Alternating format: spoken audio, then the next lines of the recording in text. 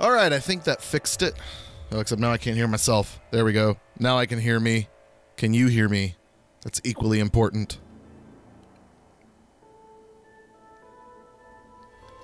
Oh, it'd also be helpful if I got my joystick out. Let's go ahead and switch this over, shall we?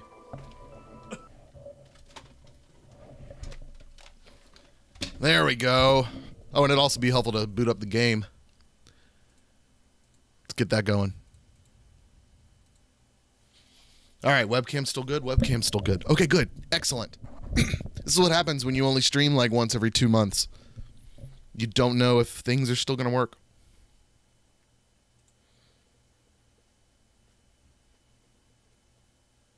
Are my keyboard shortcuts still working for that? Let's see. Sha-sha-sha. Yes. Yes. Yes. Beautiful.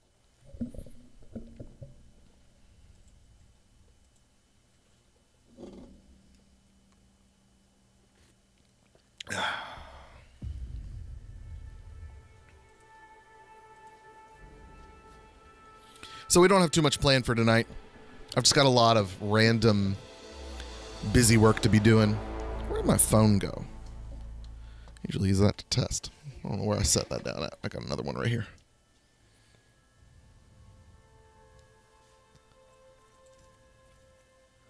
Blindelman. Blindelman? I don't remember who that is. I don't remember adding that person. Oh no, why is my cursor on the screen? No, no, no, no, no. No, I'm not having any of that. Okay, I think it's done now. Carter had that. We were playing Minecraft earlier, and Carter had that on his screen, and he was like, it's always like that. I was like, no, it cannot always be like that. Surely not. So I fixed it. It was driving me nuts. He liked it, though. Crazy.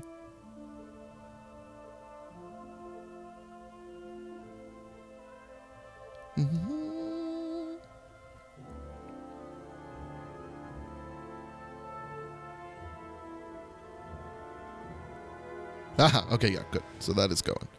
Excellent. So I'm currently at Katzenstein Dock, which is way out. Let me show you. I go to the system map.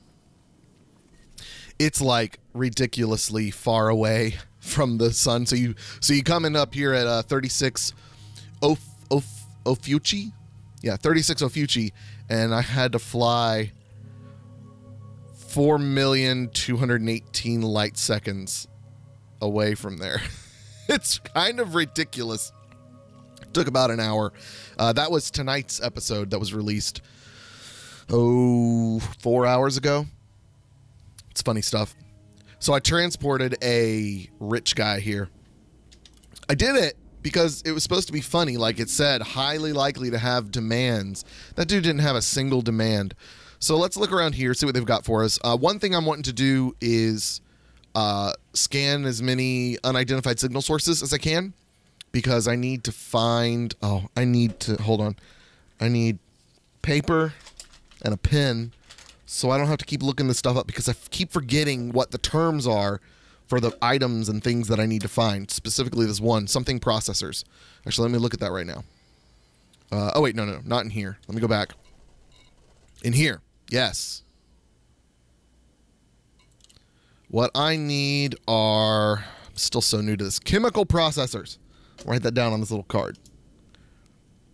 Chemical processors. Because I keep on forgetting what they are. And I'm not about to have a situation where I get to them and I don't realize that it's what I need. So, okay, let's go back. Back to the missions. So I'm just basically going to scan unidentified signal sources looking for emissions and see if I can find some salvage that has some of that chemical processors in it. Transport. None. None for Soul Workers Party. What do they have me doing? Any illegal? Ooh, some illegal. Interesting. Lots of combat. Okay, well, that's unfortunate. Maybe they have... Oh, you know what? I bet they might have some transports that I could do. Outbreak. Aid needs 36 units of basic medicines. Here's the problem. That means I got to fly out and back into here. I'm not about to do that.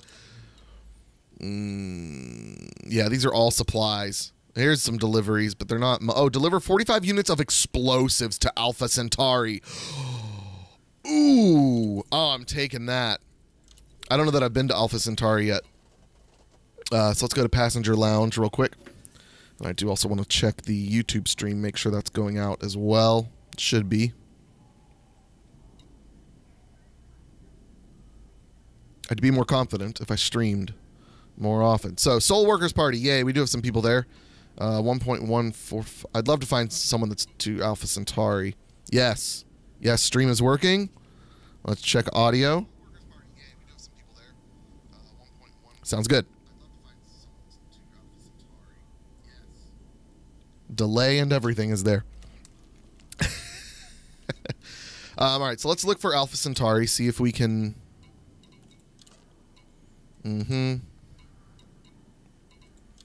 See if we can find anybody to deliver there. Not that that's that big of a deal. Going to Epsilon Indy wouldn't be bad. I've got a lot of high reputation there. All right, so let's see what we've got. Up in the millions, preferably, but not super far away. I'm pretty stingy on my transports. I don't want to do any of this tourist going from place to place thing. I guess if I have to. I actually haven't done that yet. Only for that reason. I just wanted to be a quick drop off and be done with it. How far away is that? That's 68. That's not terrible, but not great for 1.145. And not a lot of good transports right now from here. And that's okay. Let's just go with the Alpha Centauri mission. But maybe let's also look in the missions to see if there's more Alpha Centauri, because I got plenty of cargo. Oh, and I forgot to grab the explosives. Almost forgot. Let's get the explosives so that I don't have to... Oh my goodness, I wouldn't fly back out here to get it. I would just turn off the mission. I would just decline the mission. Anybody else going to Alpha Centauri? With the transport. Sorry.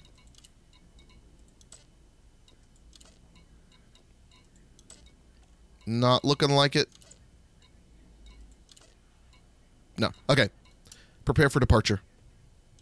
Preparing for departure. Shields, engines, and hard points check. Setting in duty indicators. Compressing fish files. And activating warm. All systems are go. Retracting landing gear. Thank you, computer.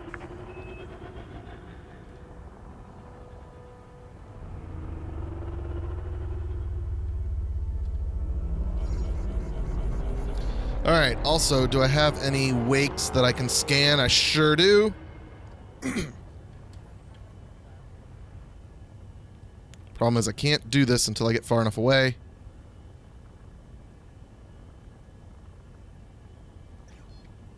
There we go. We should have freedom to pull out our hard points any second now.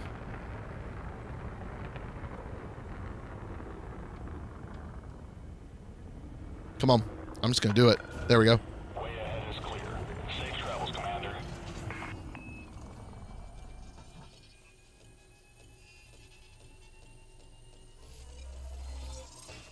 Good stuff. Strange wake solutions. All right, there's one more over this way.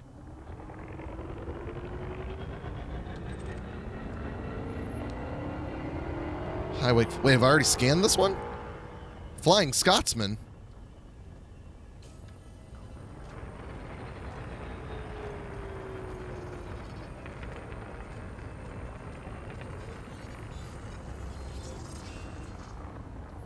Eccentric hyperspace trajectories. Interesting. Okay. So, where are we going? Alpha Centauri. That's right.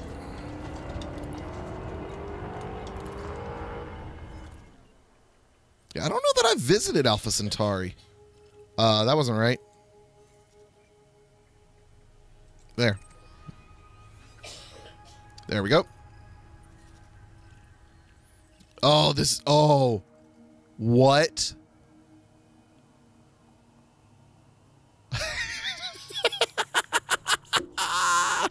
Well, I guess we're making this into a trip out to Hutton Orbital stream now, aren't we? I didn't notice that. Was too busy talking. Emily, I just accepted a mission to the notoriously farthest place to go. Let's do this. We had actually joked about me doing this on stream, so I'm going to take it as a sign of God that now is the time. I had no idea Hutton Orbital was in Alpha Centauri. No idea. Let's do this. We're in this for the long haul. I've got my coffee. I hope you've got yours. I should change the title of the stream. Oh, I think I will in just a minute. Once we get going toward Hutton Orbital, we're gonna change the title of the stream. Oh, that's too funny. What? Oh, why does it keep doing this? Like no, cancel. I was clearly not targeting the wake. I was clearly targeting, resume route. I will show you the way. I was clearly targeting it when I did the, that frustrates me. That did that to me the other day.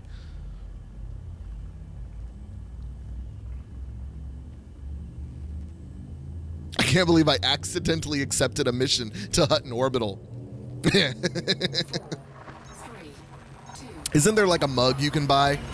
Like a coffee mug that says like, I made the trip to Hutton Orbital or something like that. Oh, this is too funny, you guys. And normally I like pull up Netflix or something while doing this. But I have you guys to talk to.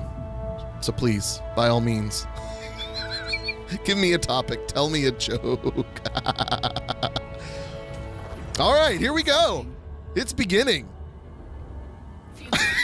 Can't believe I'm doing this. Okay, I'm gonna minimize out of the game real quick. Hopefully nothing happens to me, so I can change the name of the stream because that's just too funny.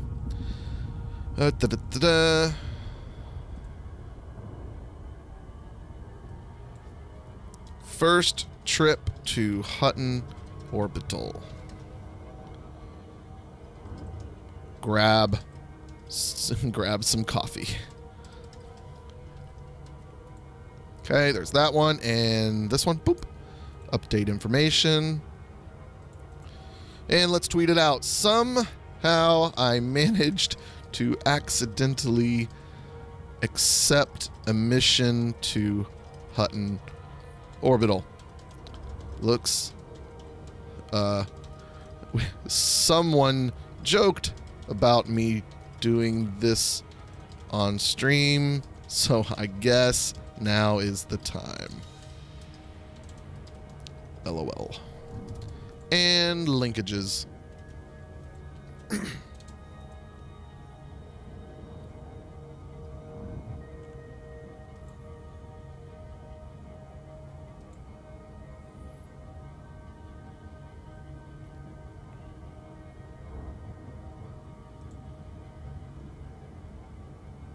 Why is the live stream not showing up there? That's weird.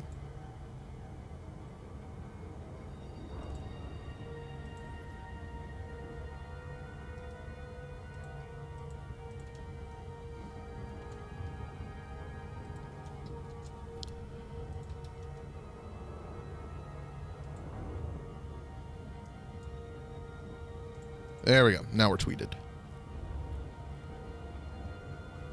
All right, close out of that. Now we're back in the game. Okay, how far have we made? How far have we gone? We still got 0.22 light years to go. Let's do this. This is too funny. So in the meantime, let's see who's on. So Blindelman. Oh yeah, I got lots of these to clear out. I get too lazy when I'm like playing. Hey, look at this, look at this. We made it to warrant officer. Yay. Delete. Delete. Bonebeard's cartel reputation. Okay. Promotion to novice. Does it do the animation again?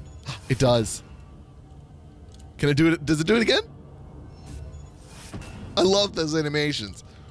They're the best. So cool. All right. I guess they're going to go away eventually anyways. Let's go ahead and get rid of them now. All right. Now that's all clear. Yeah, see, we've only got 7 hours left. No, it's going faster than that. Now it's going faster than that. But it's about to hit peak speed. Was there anything over here I needed? Okay, so Hutton Orbital needs some explosives. And something tells me there's a chance of people following me.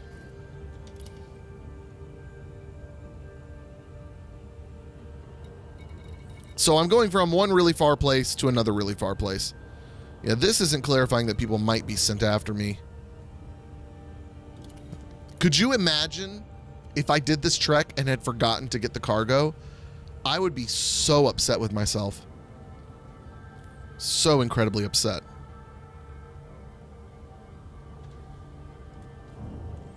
I don't have my fighter in here, do I? No, I don't. Oh, and I've got inactive crew, that's right. So inactive crew, are they stationed at a specific place, or can I just pick them up anywhere? I wonder. Huh. Not sure.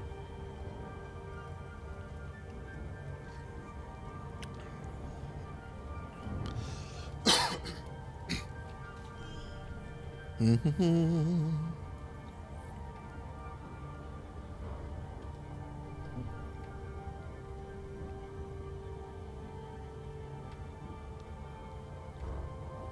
know what we should do?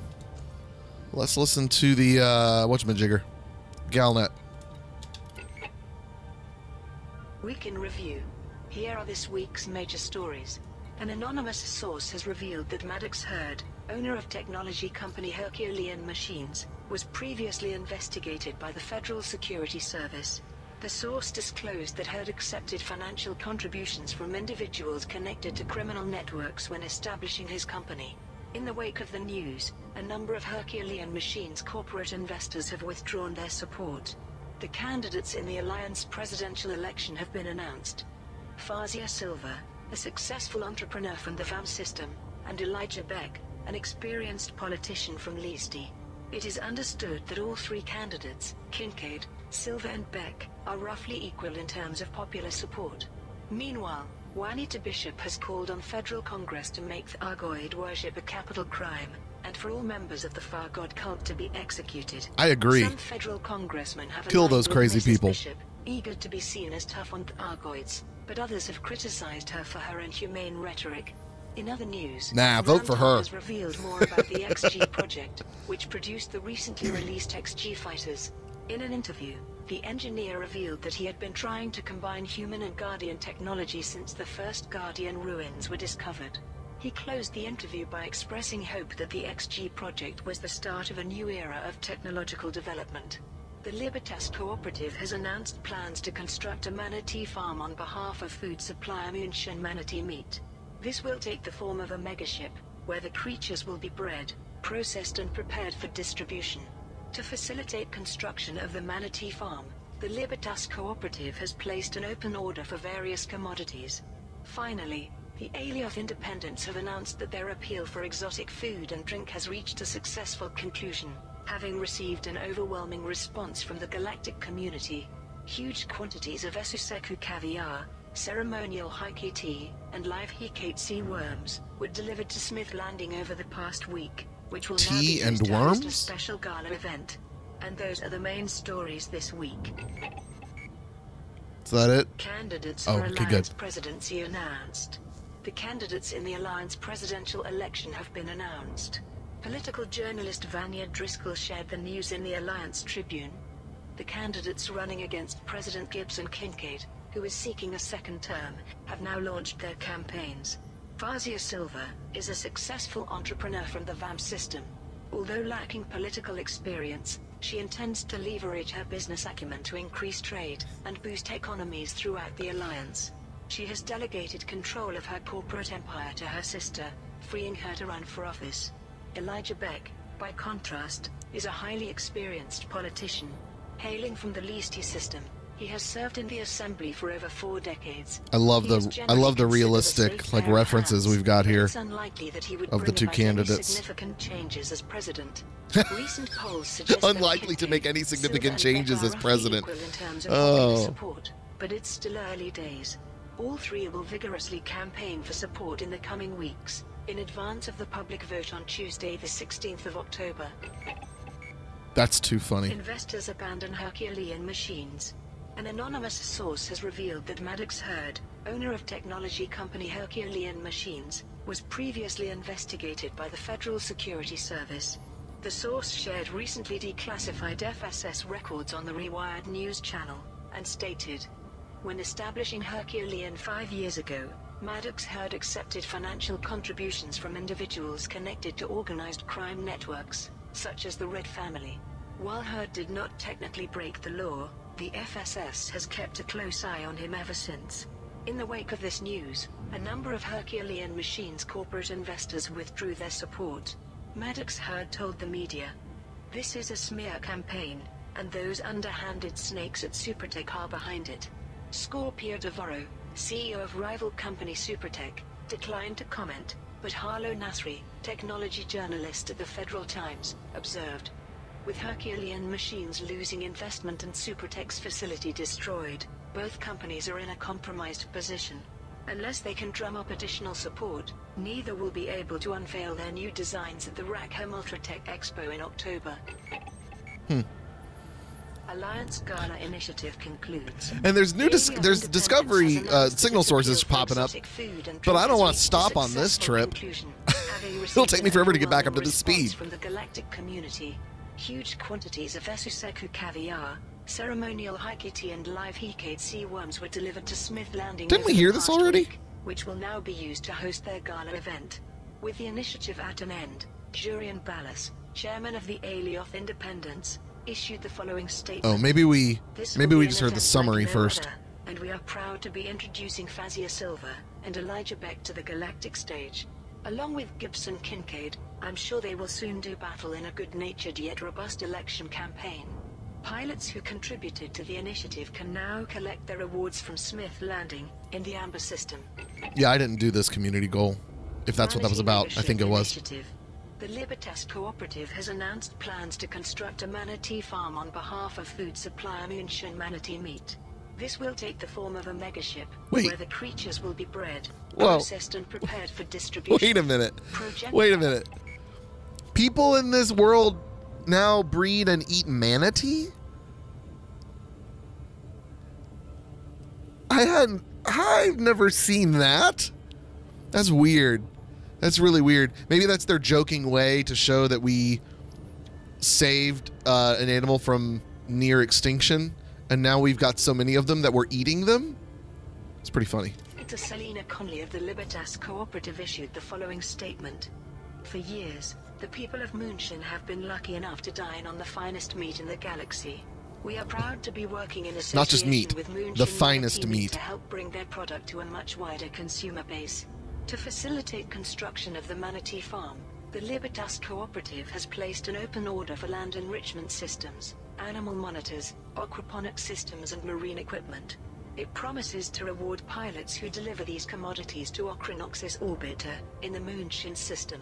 The organization has also placed a kill order on all ships on its wanted list, to ensure that those contributing material can do so safely. The campaign begins on the 13th of September 3304 and will run for 1 week. If the final target is met earlier than planned, the campaign will end immediately. Calls to execute Far God worshippers. Juanita Bishop has called on federal Congress to make the Argoid worship a capital crime, and for all members of the Far God cult to be executed. Addressing a rally during her congressional campaign, Mrs. Bishop stated, "I speak for all those who live in fear of the Argoid infiltration. If elected, I will make sure this foul cult is outlawed and all its followers put to death. Congress has a duty to protect families from these alien-loving collaborators." Vihan Neven, an independent political analyst, commented, Juanita Bishop's statement has triggered considerable debate in Congress. Some congressmen have aligned with her, eager to be seen as tough on the Argoids. But others have criticized Mrs. Bishop for her inhumane rhetoric and for proposing the execution of federal citizens without trial. Meanwhile, the Federal Intelligence Agency continues to arrest adherents of the Thargoid sect and detain those who have had contact with them. As casualties from the Thargoid conflict mount, it's hard to see this most unlikely of faiths surviving much longer. Good. The XG Project. In an interview with independent media outlet Vox Galactica, engineer Antar has discussed the XG Project, which produced the recently released XG fighters. Ever since the first Guardian ruins were discovered, I've been trying to combine their technology with our own. I drew up a blueprint for the original fighter, the XG-1, before inviting other technicians to refine the design with a view to producing something commercially viable. The seventh iteration, the XG-7, successfully merged human and Guardian ingenuity. The XG-8 Javelin and XG-9 Lance soon followed. When asked what the future holds, Ramtar remarked, "My hope is that the XG project is merely the start of a whole new era of technological development. While the current focus is the Thargoid threat, the achievements of our galactic forebears might one day improve every aspect of society." Week in review. Here are this week's major stories. The Alliance Assembly has agreed to vote on President Gibson Kincaid's proposed changes to the Constitution. Kincaid has lobbied for the role of president to be invested with executive powers, and for each presidential term to last 6 years. The vote will take place in mid-October, at the same time as the presidential election.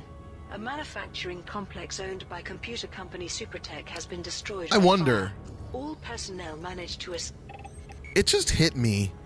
In this game, this fake presidential election is kind of...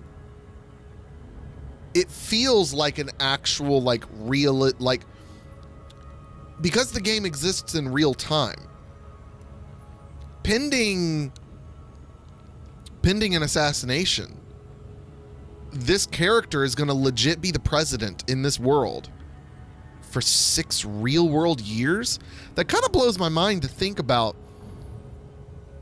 I'm assuming they would do that, assuming, you know, they said that the Congress had agreed to this, to the president's terms changing it to 6 years. I don't know what it is now. I'm assuming 4-year terms like it is now, but I don't know. They could be basing it off of something else, or it could be 8, 10 years. I don't know.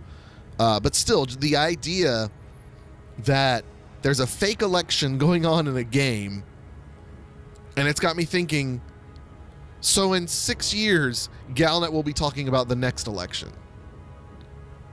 Or will we be in Elite Dangerous 2 by then? I mean, I doubt it, but I mean, I don't know. Interesting. Ablaze, but the fire has ruined the company's main production complex. Company CEO, Scorpio Devoro, expressed incredulity at the failure of the facility's fire suppression system. Meanwhile, the Federal Intelligence Agency has increased arrests of potential Thargoid sympathizers, as it continues to investigate the Thargoid cult. Kill 'em. Independent observers have confirmed that the FIA has discovered further empty Thargoid hive chapels. The whereabouts of hundreds of adherents remains unknown. The Gnosis, flagship of the Canon Interstellar Research Group, has been left stranded following a Thargoid attack. A message from the ship's command crew confirmed that the incident caused severe internal damage to multiple systems, including the frame shift drive.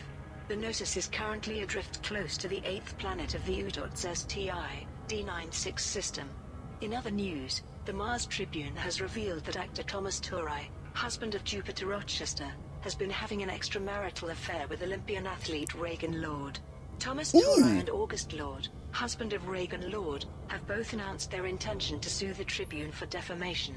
The publication's owner, billionaire Kingsley Cordova, has confirmed that he will cover all legal costs in contesting both civil actions. Finally, a public appeal for Thargoid materials from the Thargoid sect has been enthusiastically received by the galactic community.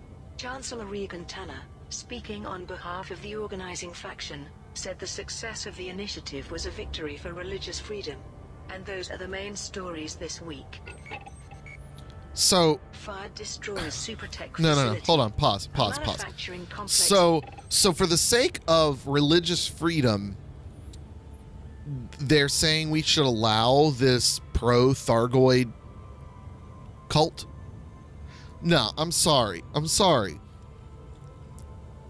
I need to do some more research on this group. Are they actually friendly with the Thargoids, or are they just pretending to be friendly with the Thargoids? Because I'm pretty sure the Thargoids would kill them just as fast as they kill anyone else. I mean, maybe not. Wouldn't that be cool if there actually was a legit alliance between a group of humans and the Thargoids, and that the Thargoids were having intelligent social interactions with humans? Like, that'd be creepy. Maybe that's the direction they're going. Maybe this cult is legit on their side and the Thargoids are on their side. I mean, to me, that seems like the only interesting way to go, because, I mean, yeah, it'd be funny if the entirety of this cult was eaten alive, so to speak, by the Thargoids. Like, that'd be funny. But it'd make me look back and go, well, what was the point of all this then? Like, what's the point of having a group of Thargoid worshippers if all you're going to have them do is die? Huh.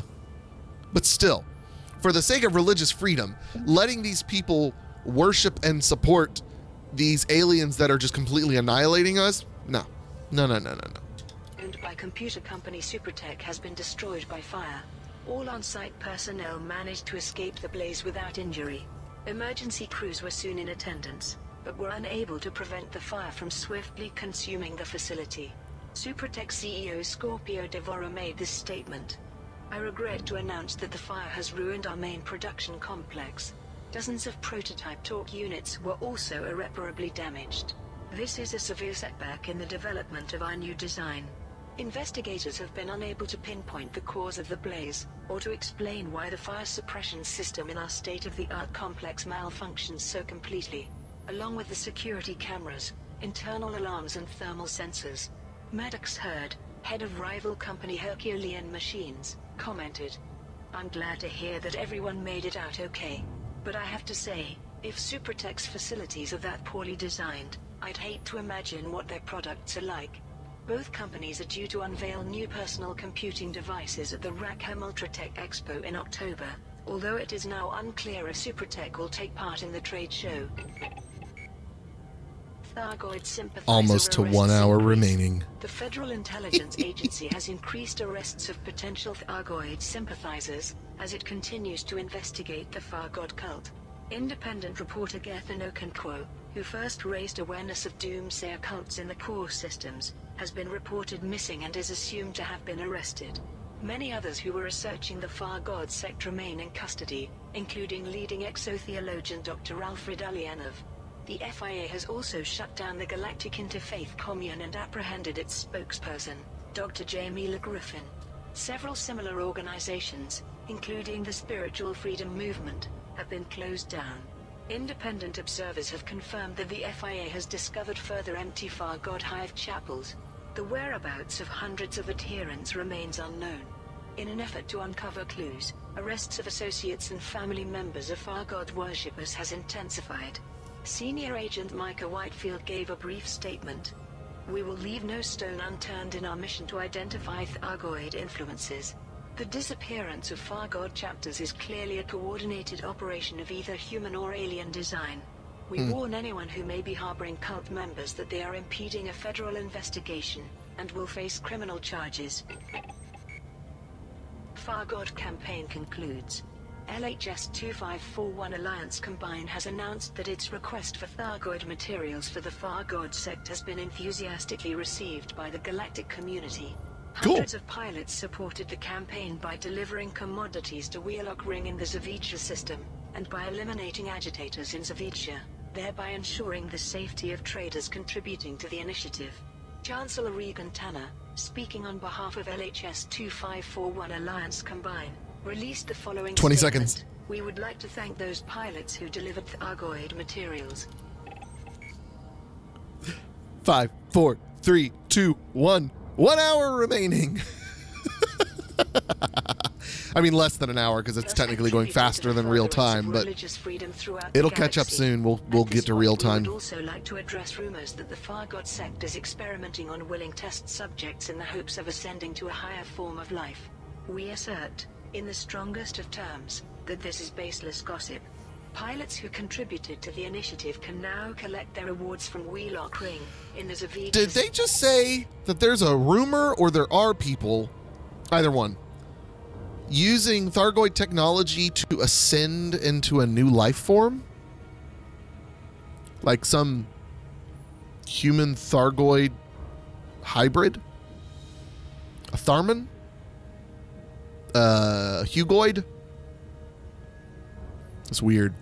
And I think she was saying that it's a rumor that that's what people are doing, and that the rumors are baseless. The information is baseless. So hopefully that's not actually real. Who knows? Alliance Presidential Gala. The Alioth Independence has announced plans to host a gala event in the Alioth system to officially begin the Alliance presidential election. The event will give the as yet unannounced presidential candidates an opportunity to meet distinguished figures from among the upper echelons of Alliance society. Hey, Thamo. Thanks for joining me. Hope you got your coffee. Following statement. You got a long trek ahead of us. Of President Gibson Kincaid, but the other candidates may not be so well known. This will be their chance to shine, as well as hosting key members of the Alliance. Basically, what happened was, I had just, I don't know if you saw my video earlier, but in the video that I posted about 4 hours ago, I found a passenger transport mission taking me to Katzenstein dock or something like that, which was 4 million light seconds away from the spawning, the nav beacon. And I thought that was a long journey. And so I was like, well, let me look through the missions here at Katzenstein when I started the stream. And I was looking and I was like, oh, here's one. It pays okay. It's like 2-3 million, something like that. And I noticed it went to Alpha Centauri, but I didn't know it was to Hutton Orbital. I didn't even know Hutton Orbital was in Alpha Centauri. I'd never been to Alpha Centauri, and I'd never heard that Hutton Orbital was there. So then, after I accept the mission, pick up the explosives, and put them in my cargo, and I get out of the station, and I go to target Alpha Centauri and target the station that I'm supposed to go to, that's when I saw that it was Hutton Orbital, and I was like, well, I guess we're going to Hutton Orbital in today's stream. So that's how I ended up here. It was complete and utter accident, and me talking and not reading everything. Had I read it, that it was to Hutton Orbital, I probably wouldn't have accepted it, but I'm just going to take it as a sign from God that this is what I was supposed to do in today's stream. Assembly. We can also confirm that Prime Minister Redmond Mahone and so we're killing time listening to Galnet News. Will be in attendance. To make this a truly spectacular event, the Alioth Independents have placed an open order for Resuseku caviar, ceremonial Heike tea and live Ikatsi worms, promising to reward pilots who deliver these commodities to Smith Landing, in the Amber system. The organization has also placed a kill order on all ships on its wanted list, to ensure that those contributing material to the campaign can do so safely. The campaign begins on the 6th of September 3304 and will run for 1 week. If the final target is met earlier than planned, the campaign will end immediately. Assembly to vote on proposed changes. The Alliance Assembly has agreed to hold an internal vote on President Gibson Kincaid's proposed changes to the Constitution. Kincaid has lobbied for the role of President to be invested with executive powers, and for each presidential term to last 6 years. Prime Minister Redmond Mahone told the media. After much discussion, the Assembly has agreed to vote on President Kincaid's proposals in mid-October, at the same time as the presidential election. We will announce any amendments to the Constitution shortly afterwards. Milo Vesper, editor of the Alliance Tribune, discussed this development. President Kincaid's proposals are seen by some as a long overdue restructure of the political system. Compared to the current bureaucratic procedure, having a single person make all executive decisions has an obvious appeal. But some in the Assembly are concerned that such changes could imbue the President with emperor-like levels of authority. Prime Minister Mahone is playing down such fears, but the words constitutional crisis have already been heard in Parliament. Whatever happens, this could be the most significant election in the Alliance's history. Wow. Gnosis stranded. A scientific research vessel has been left stranded following a Thargoid attack. The Gnosis, flagship of the Cannon Interstellar Research Group, recently made a hyperspace jump towards the Cone Sector, FNJ, B90 system. A short time later, The following message was received from Captain Matthias Leander of the Gnosis Command Crew. We were a short way into our journey when the Gnosis was hyperdicted by a group of Thargoid vessels. The wrench back into real space caused severe internal damage to multiple systems, including the frame shift drive. There's no doubt that we would have been destroyed if not for some of the commanders traveling with us. They lured the Thargoids away while ejecting meta-alloys from their holds. The aliens were more interested in scooping up the meta-alloys than attacking us. That's cool. Commanders later reported that the Thargoid vessels were the recently identified Hydra interceptors. The Gnosis is currently adrift close to the 8th planet of the UDOT's STI, D96 system. We have begun essential repairs, but there is a risk that the Thargoids may return before we can escape. Could I the legit go system. there and see that ship? That'd be really cool. Scandal hits Rochester family. The famous actor Thomas Turai, husband of Jupiter Rochester, has been revealed to be having an extramarital affair with an Olympian athlete. Okay. An article in the Mars. All right, I'm Tribune tired of hearing stated, the like rehashing of the same stories. Like, is it's just weird to me that like you hear the same story talked about in 2 or 3 different ways. Oh, Thargod campaign concludes. I kept hearing Thargod, like Thargoid's god or something like that. I was trying to figure out what she was saying. Thargod. Now that makes sense. Yeah, that Gnosis stranded's creepy. Starport status update. We can review. Okay, yeah.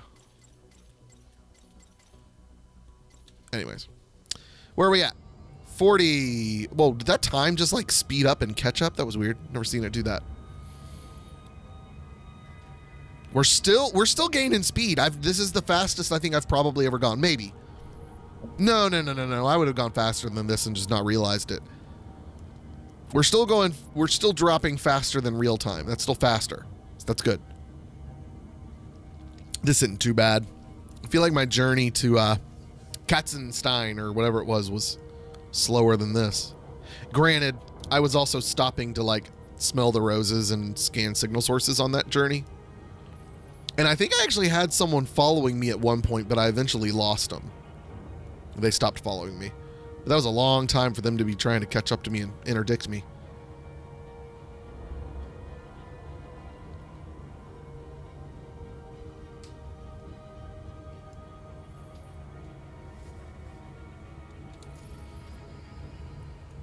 Gotta get rid of these bounties. So what's out here? Mitchelson Vision. Alden Prospect. Oh, I didn't realize we were so close to Sol.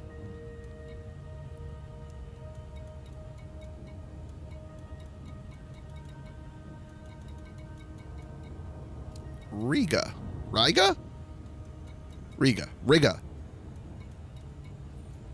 Never heard of that one. 0.15 light years.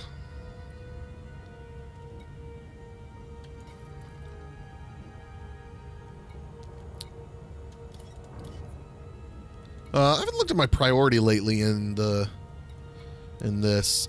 But my understanding is like I could put kill warrant scanner at 2nd priority, and it not really matter because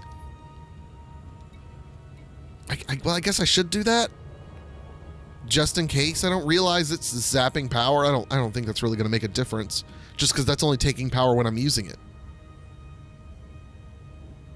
Same with that.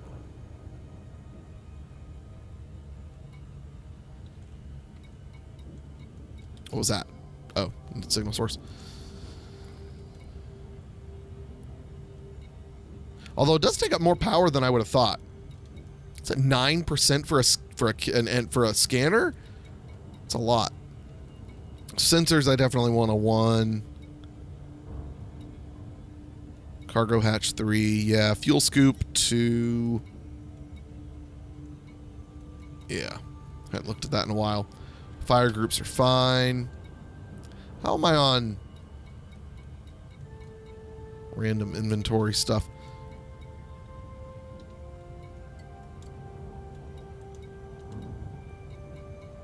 Oh, good. I've caught more wake stuff than I thought I had. That's good. Oh, wow. Lots of those. Well, lots of those in comparison to what I thought I had. It's not really a lot. I don't know these yet. I haven't gotten into that yet. So is this... What do I do with this? Can I like craft these? Materials can be used by your ship to synthesize supplies. Oh, I didn't know that.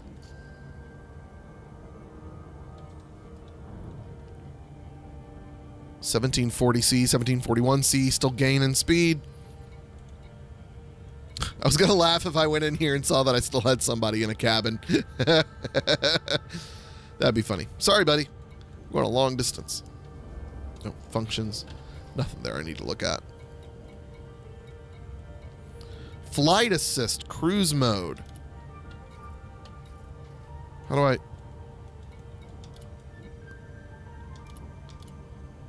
Is there any changing that? I guess not. Turret weapon mode, pre-flight checks off. I used to have the hardest time with my old joystick because some of the rotational stuff didn't like gel for some reason. And it worked okay when flying, but for the pre-flight check it wasn't good enough. And I'd have to like plug in a controller to do the pre-flight check and then switch it out for the joystick.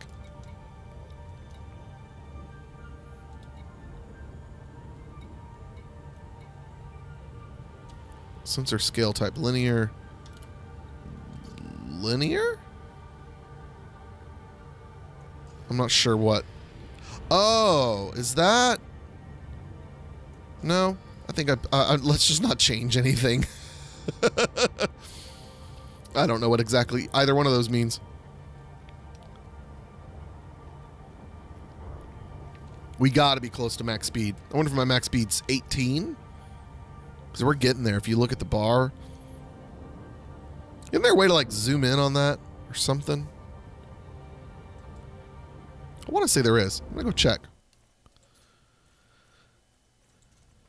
I don't know what button I might have that to. Miscellaneous? Sensor zoom? No. That's something else. Mode switches, UI focus. No. Direction? Cycle direction.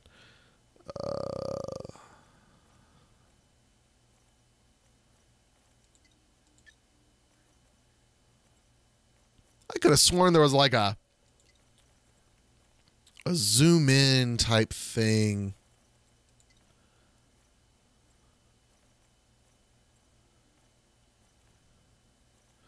Look up, down, look left, right, look, no. Huh.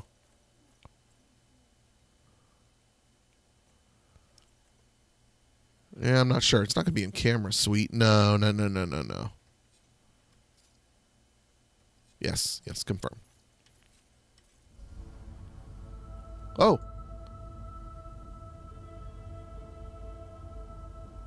All right, well, it's right there.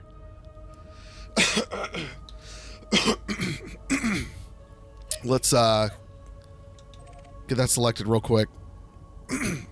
Convoy dispersal pattern. Okay.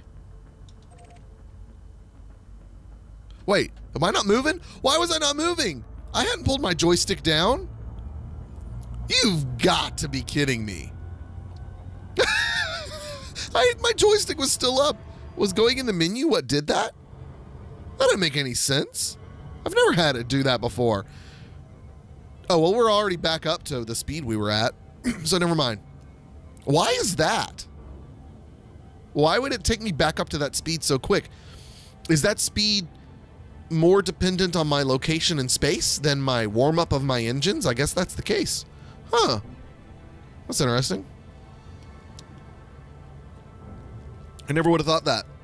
Never would have thought that. But I guess it makes sense. As I'm getting further from the sun, it's pulling on me less, and I can go a little bit faster. Right? That sounds smart. We're going to go with that.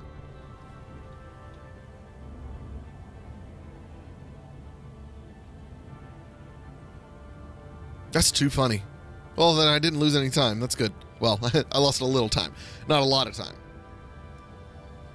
We're still trucking along faster than I thought. We'll be done with this trip before I was planning on ending the stream, so that's good. We'll be able to actually go do something exciting.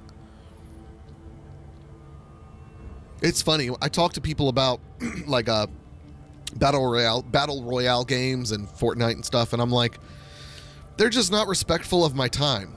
Like, they're not efficient games. You have too much downtime just collecting stuff and hiding compared to the action that you actually want to be doing. That it's not respectful enough of my time, and it's anyways. And then I play Elite Dangerous, where I take trips, and I just realized I'm not actually targeting Hutton Orbital at the moment. I mean, it was same place, but look at the times.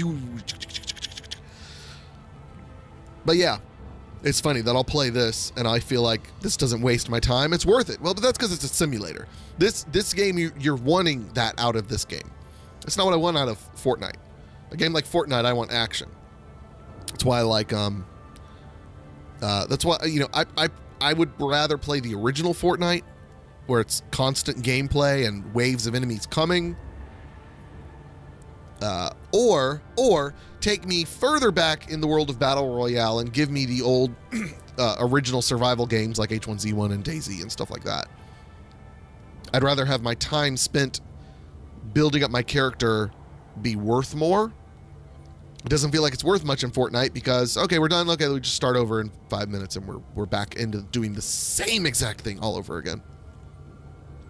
If I had more time, I'd like it. I don't have enough time for that.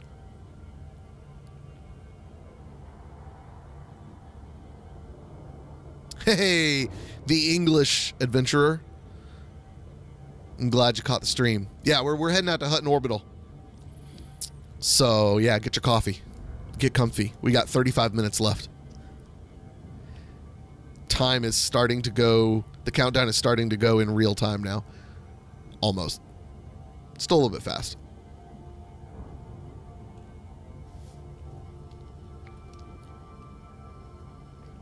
And thank you for the like, by the way.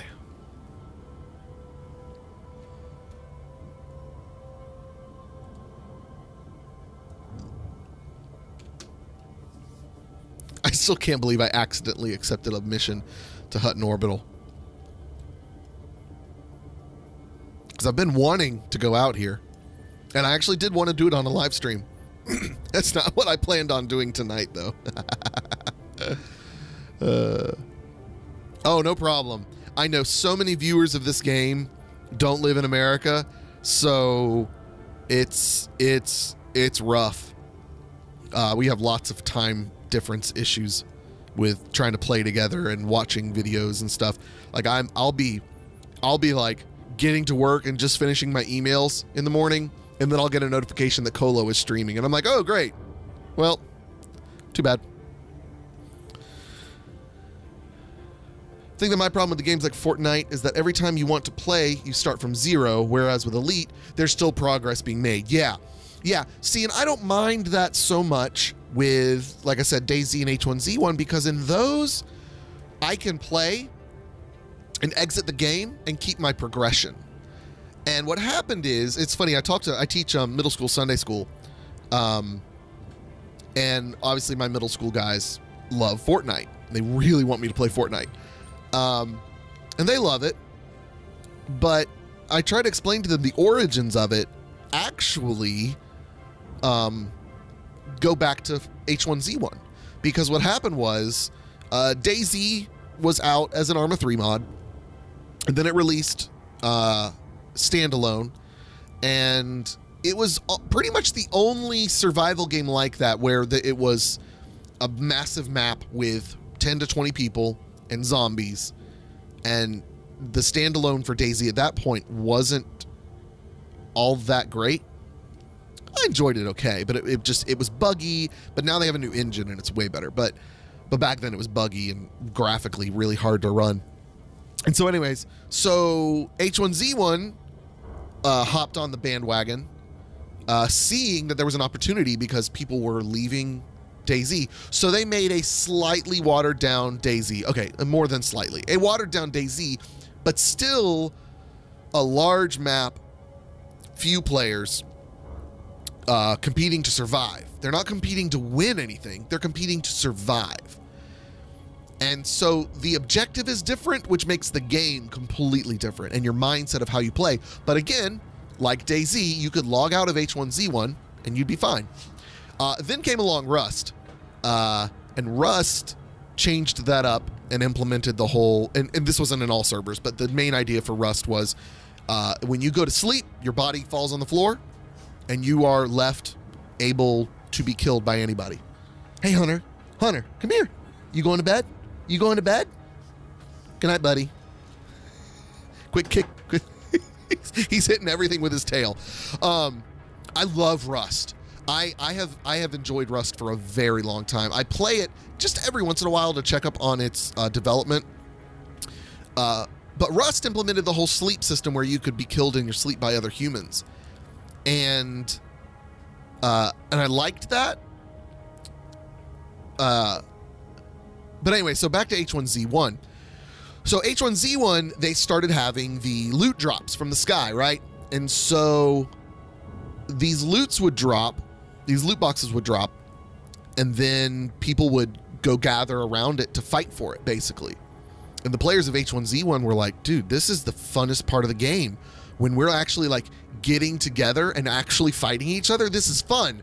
And so the H1Z1 devs looked at it and said, huh, okay, fine, we'll make you a whole, but then there's the players like me that didn't like that. I ran away from the loot drops. I didn't want the loot drops. I didn't want to be shot at by humans. I just wanted to survive.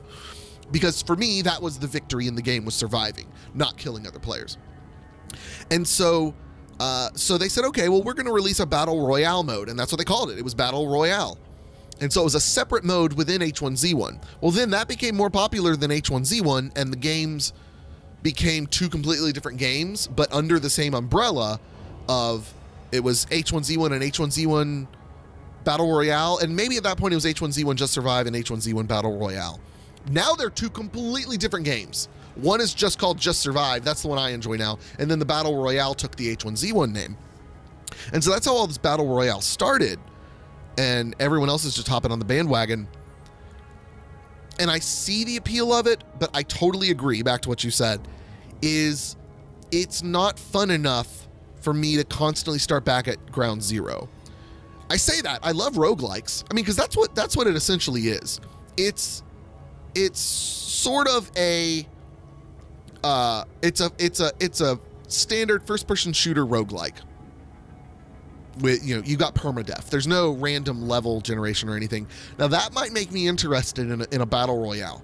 Give me algorithmic world generation and make it so that knowing the map isn't something that can benefit someone. Because that's one of my problems with playing something like Fortnite also, is like you're playing with a lot of people who know the map way better. And I mean, they play the game more, so obviously they're going to know better, and that's an advantage that they've earned because they've played the game more. But if you took that equation out, or if you took that factor out of the equation, ooh, I might like that more if it was randomly generated levels for a battle royale. That'd be really interesting. But yeah, no, I like progression to carry on. And actually, back to roguelikes, that's what makes the best roguelikes, is games where there is good progression outside of each playthrough. You know, Binding of Isaac did that okay. It was a little hard, like, their progression system was, hey, you unlocked an item that you might find. And it was like, oh, okay. But your chances of finding it are pretty slim. So it was like, it kind of felt like good out-of-game progression. But also with Binding of Isaac, it was a lot about luck, which made it more fun. But now we've got Dead Cells, which I think Dead Cells nailed the progression of a roguelike better than any other roguelike has. Because you do have okay, you've unlocked this weapon that you might find, but there's upgrades of carrying around more healing flasks and starting off with better weapons, stuff like that. There's a lot of good guaranteed upgrades. Same with another roguelike. This one's a little bit different, but it is a roguelike. It's called Solitarica. if you're a mobile gamer, I'm pretty stingy when it comes to mobile games and mobile apps. There's only a few that I will recommend that cost money. One is Tweetbot for Twitter. Another is Solitarica. Total Biscuit loved this game. He's actually the one that I heard about it from. Solitarica is a roguelike solitaire card game.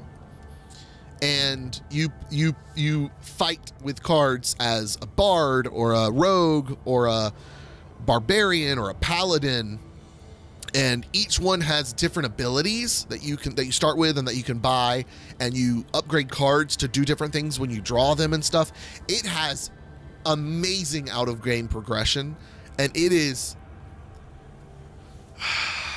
I think it's probably my favorite mobile game ever. It's not the one I play the most because Clash Royale requires too much of my time.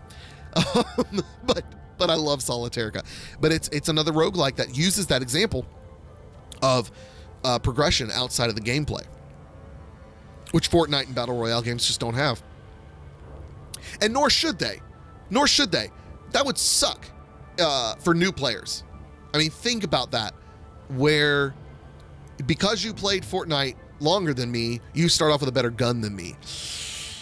Oh, I don't think it could be that direct. I think it could be it would be interesting if there were side grades, not upgrades, but side grades, where you say, I want my character in Fortnite, like you spend experience points or whatever for a buff, but it comes with a debuff. Like, I want my character to be better with pistols, but worse with explosives.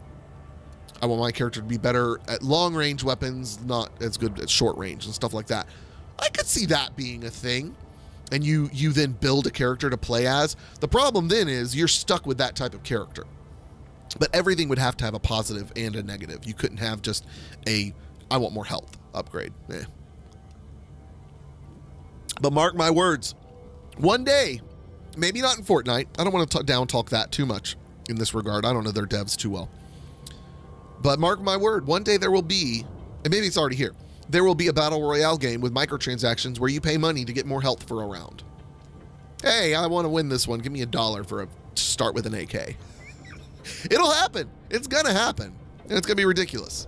And Jim Sterling will make a video of it, and it'll be amazing. Man, it's amazing how long I can rant on that.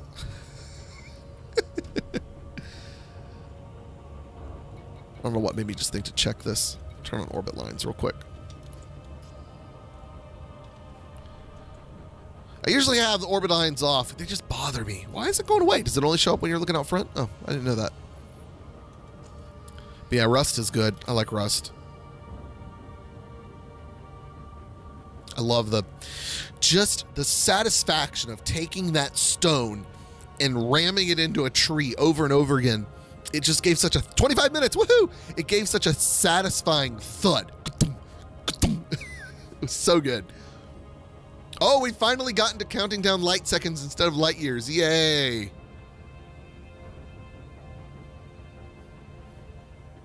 And it looks like we hit our max speed. I was right. Oh, no. No. Oh, no. Oh, now we're slowing down. Oh, because we're getting closer to the other sun. Is that what it is? That's what it is, I bet. Because there's another sun. Yeah. Oh, there's 3 suns in here. Okay.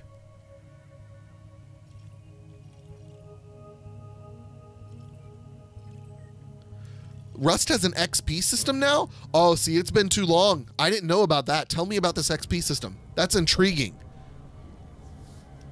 I didn't know about that. Ooh. That sounds interesting.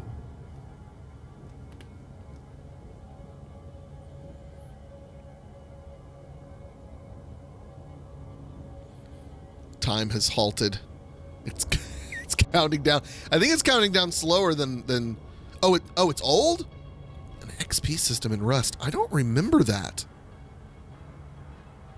Maybe I just never lived long enough to take advantage of it. Oh, you loved the XP system on Rust. It's not there anymore. Okay. Then maybe I do oh, I think I remember that now. Yeah, I totally forgot about that. Pro tip, life pro tip right here, especially if you're an American. I can't help you if you're not an American. But you should know how our patriotic music goes anyways, because we're America. Ugh, I hate patriotic music. I really do. But musical tip to figure out the speed of a second is if you sing whatever it is, Stars and Stripes or not Star Spangled Banner, whatever it is. Dun, dun, dun, dun, dun, dun, dun, dun, dun, dun. So that, if you sing that close enough to the right tempo, you will hit, if you do the beat, this, dun, dun, dun, dun, dun, dun, dun, dun, that's 120, which is double time for a second. A second should be dun, dun, dun, dun, dun, dun, dun, dun, dun, dun, dun. So that's my nerdy way of always finding a second. But I always tend to do it a little bit fast, so I gotta slow myself down. But yeah, I hate patriotic music. And that's just from being in band in school and playing it so much. We used to do a trip. It wasn't a patriotic trip, but the trip was always taking place during the 4th of July weekend or week. And so we would always end up playing all this dumb John Philip Sousa stuff. And it's all the same. And I was a percussionist, which means it's really all the same. And it was so boring. I hated every minute of it. And so I just despise every patriotic song or John Philip Sousa garbage. Can't stand it. And now I've got it stuck in my head.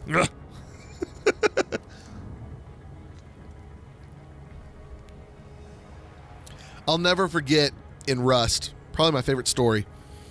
Well, two stories that are related to the same playthrough, because I have some old videos of Rust. One, my buddy, my YouTube channel was still really small, and my buddy would love to play video games, but he didn't have time, and he didn't have like the computer to play it or whatever. And so he loved watching me play Rust. And he was watching it in bed one night without headphones, and his pregnant wife is next to him. And all of a sudden, the game had been updated, and something had changed with the way you eat. Or no, something had changed with the way you cook food. And so I'm at the campfire, and I'm trying to cook my chicken, and the chicken just wouldn't cook. But for some reason, I kept clicking the wrong mouse button that caused me to eat the chicken, the raw chicken, which if you played Rust, you know results in the guy starts barfing. Well, his pregnant wife is next to him, and it starts to make her have to vomit. Like, she gets sick from hearing my character in the game get sick. And I kept eating the raw chicken, so it kept happening, and she finally made him turn it off. But my other favorite story in Rust was my favorite griefers ever. I had built, this was literally feet away from, I think it was that playthrough, like feet away from where I ate the raw chicken. And so I built this pretty narrow and wide. Yeah, you know what I mean. Like 1x3 tower. It went up about 3 or 4 levels. And I was staying up on the top level. And these griefers had come through. They didn't take anything because I didn't really have anything of value. All they did was... Please tell me you didn't like... I don't know what's called. A message for Cobbling. There is some salvage that we'd like you to retrieve for us. You will be compensated. Oh, this isn't about this mission. This is another mission.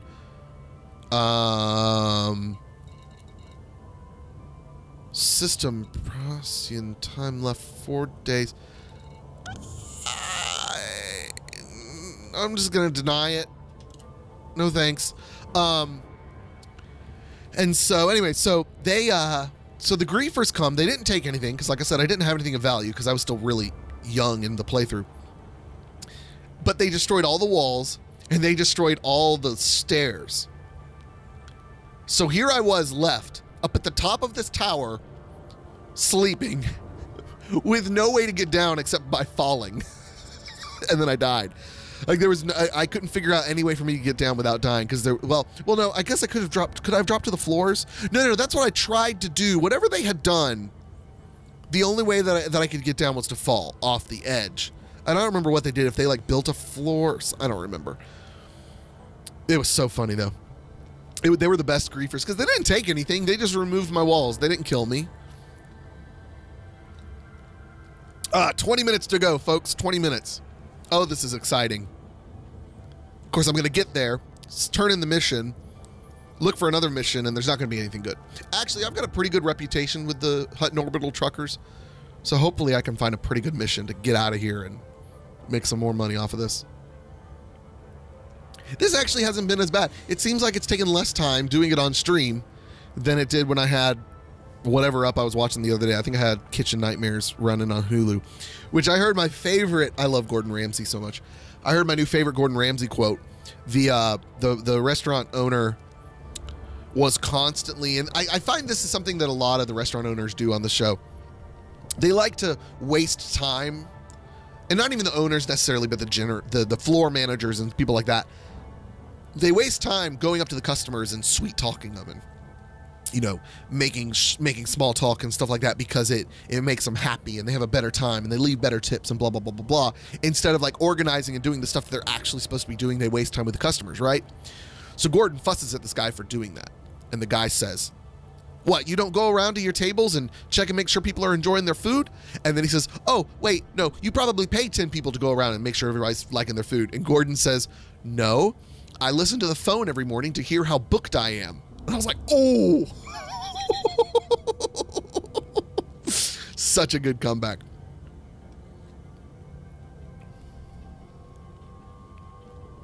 And then we like watching, we watch MasterChef Junior with the kids. And I hate myself because the season we're watching now, I looked up something about one of the kids, because they were actually from my town. And so I go to look up, I just want to look up something about this kid. I don't remember what it was, but all the Google results are filled with is who won that season. And I'm like, great. Now I can't, every time I want to make a comment about something this person did, I'm like, well, crap, now I can't, because there's no way for me to say this and act good enough to make it sound like I don't know that this person's the one that's going to win, So my wife made the comment tonight, we were watching, and she said, three of the kids were picked as like the top dish. And my wife says, I could see any one of those three winning. And I kind of looked at her and I said, it's killing me that I can't comment on any of this show because I know who's going to win. I said, but you're right. She goes, what do you mean you're right? I was like, it is one of those three that's going to win. So she at least knows who it's narrowed down to.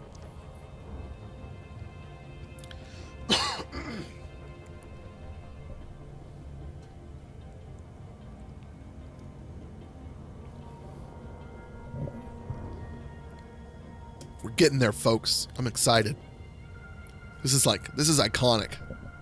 I'm glad I'm capturing this on film.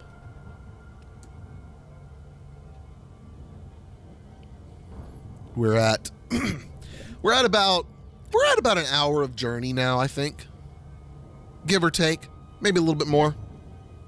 That's not too bad.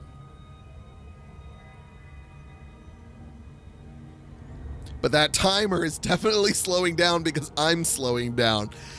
Oh, that makes it all the more painful. So that's actually probably closer to 25 minutes left.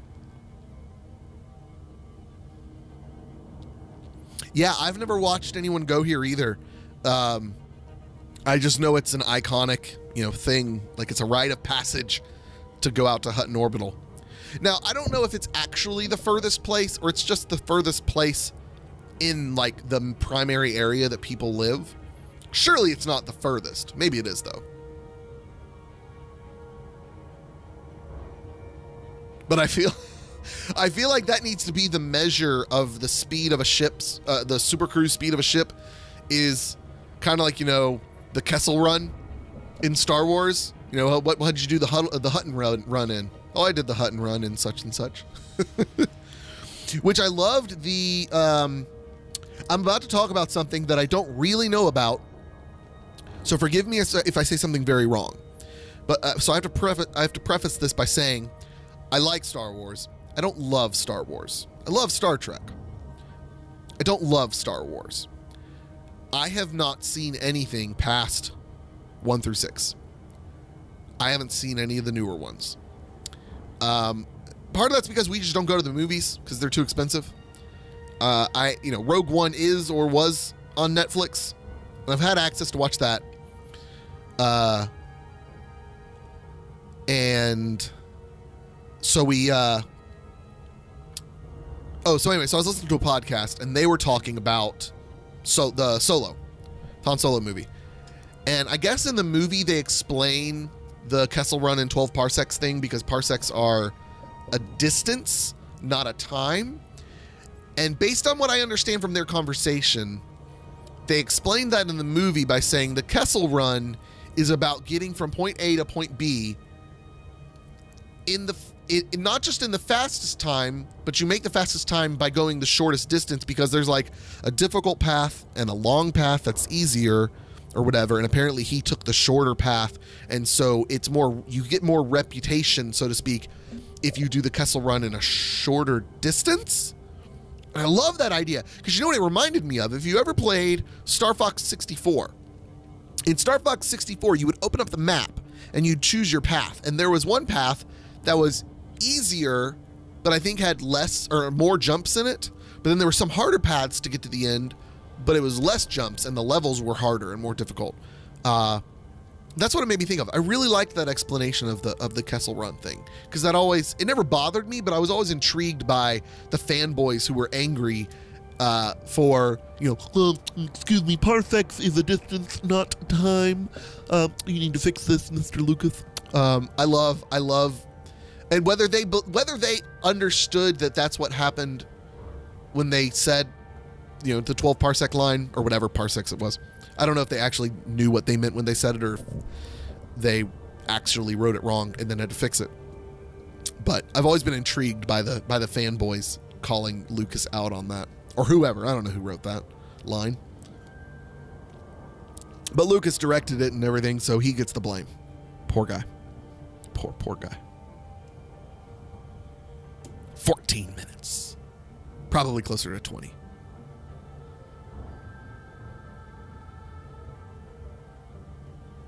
Oh, okay. Yeah, I need to get into Andromeda. I also need to get into why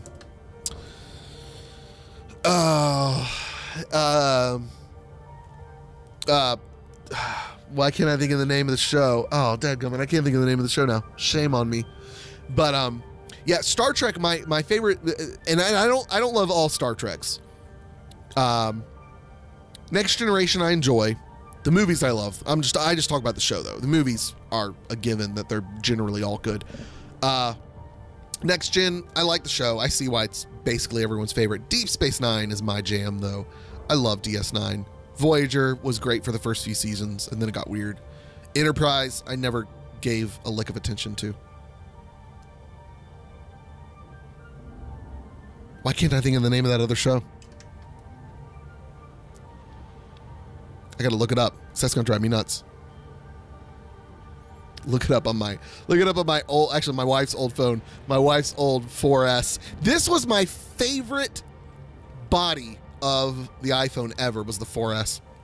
It's the perfect size, and it just feels good.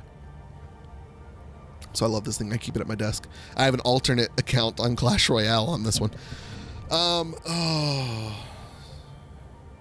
What was the name of that show?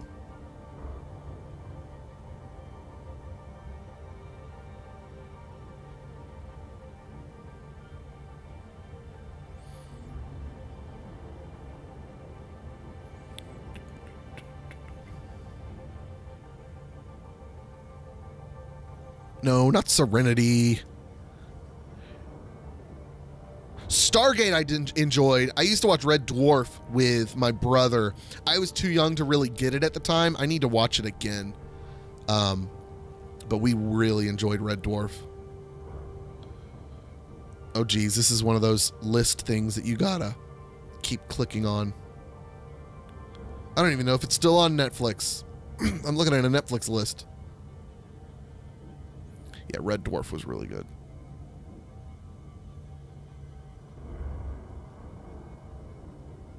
Black Mirror, that came up on this list. I need to watch more of Black Mirror.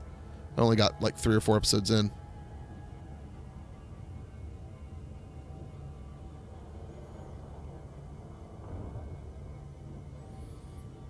Nope, not on that list. Oh well, I'm gonna give up on that one. Actually, I don't think it's on Netflix anymore, so that's why it's been out of my mind. If it's not on Netflix or Hulu, I don't know about it. Maybe if it's on Amazon Prime. I don't really look at Amazon Prime much for videos, though I should, because they got Band of Brothers.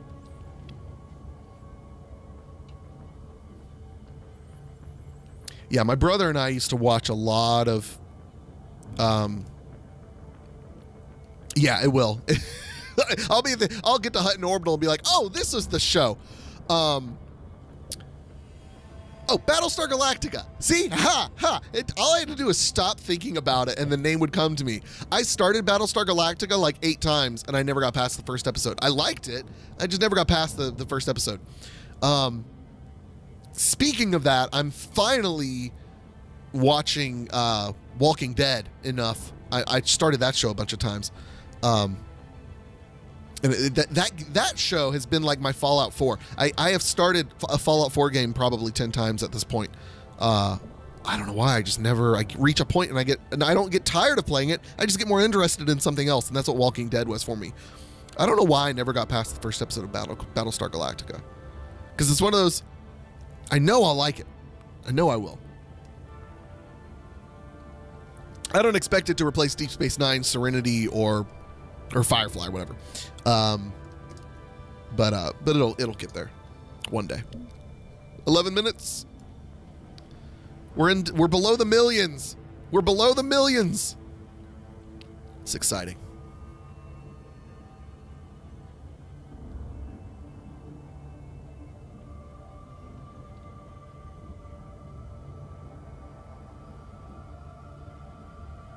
I don't know why I didn't think to The Office when I was having trouble thinking of Battlestar Galactica. Because I knew in the back of my head, like, it's that show that Dwight watches. Bears beats Battlestar Galactica. Actually, someone was trying to quiz me the other day. They Snapchatted me a picture of one of those calculator watches.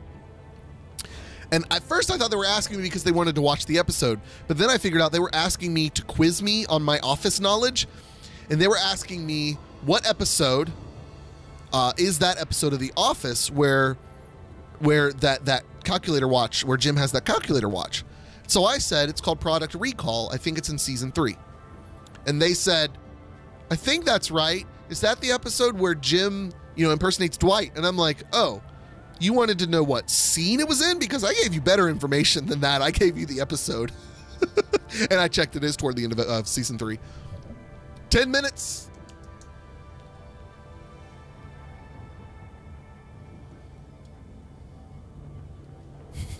Identity theft is a real thing, Jim.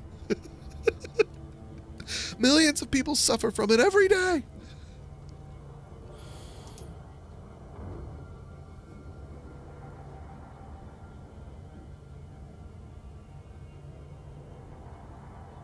I'm still kind of mildly paranoid that I forgot to get all of the explosives. I know they're in there. But there's just part of me that keeps thinking, because I've forgotten to load up my inventory enough times, that part of me is thinking, oh no, done it again.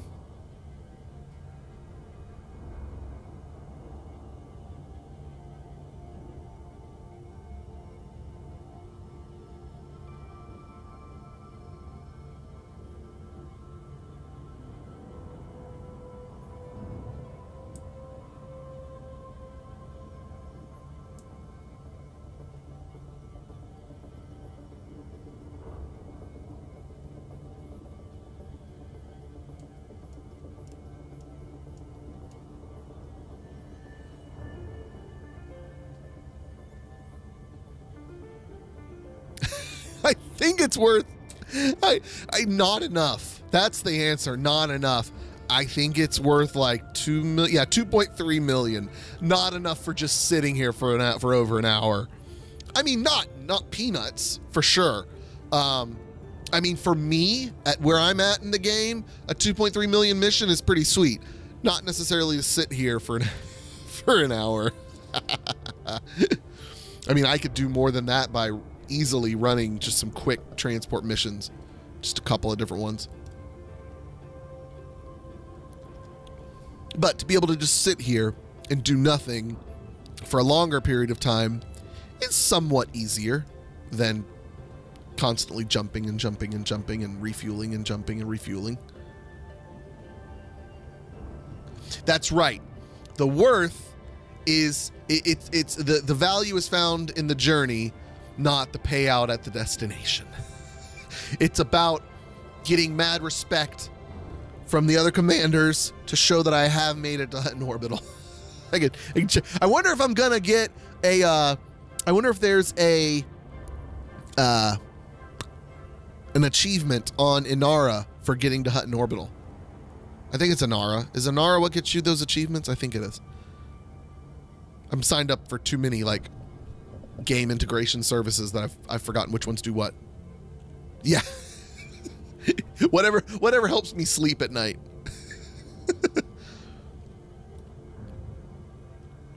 Actually, speaking of helping me sleep at night, it's funny. So I've been watching Walking Dead before going to sleep, and it hasn't bothered me in the slightest. I'm not going to give away any spoilers, by the way, just in case. But I've been fine. I've been fine. But Pico, what's up, brother? I've been fine watching Walking Dead. It doesn't keep me up at night. But finally an episode did, because something happened to someone. It had nothing to do with the zombies, but something happened to someone, and I was literally in tears. Like, I don't cry much at movies or shows. Like Mr. Holland's Opus, if you're old enough to remember that movie, or Marley and Me, or Up. Trying to think of what else gets me enough that I might shed a tear. This had me going. Not a ton, but crying. And I could not get to sleep. Yeah, Pico, I know. I've got church tomorrow. I'm going to get to sleep. Don't you worry. It's only 11 o'clock. And I've only got 6.5 minutes left till I get to Hutton Orbital. Listen, Pico, if you're still there, stick with me here for a second. I know you're not interested in this game. You'd rather go play Fortnite or CSGO or whatever game you want to go cheat in. But, this is the space game that I'm always talking about. This place that I'm going is notorious for being the longest journey in the game, or one of the longest. And I accidentally accepted a mission to it. I didn't realize it, so that's what we're doing today. I've literally been sitting here for over an hour, just doing this, going straight, all for 2.3 million credits. So no, I will not go to bed. Hey, don't forget, bring your book tomorrow.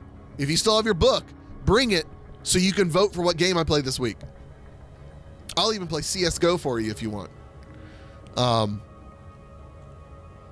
Tomorrow's lesson is really funny. Do some churchy talk here for a second, but this is really funny. The lesson bashes. No, not bashes. That's not the right term. I'm being too harsh. The lesson blames the King James Version of the Bible for other, I'm just going to say other denominations. I don't want to get into who I'm insulting here.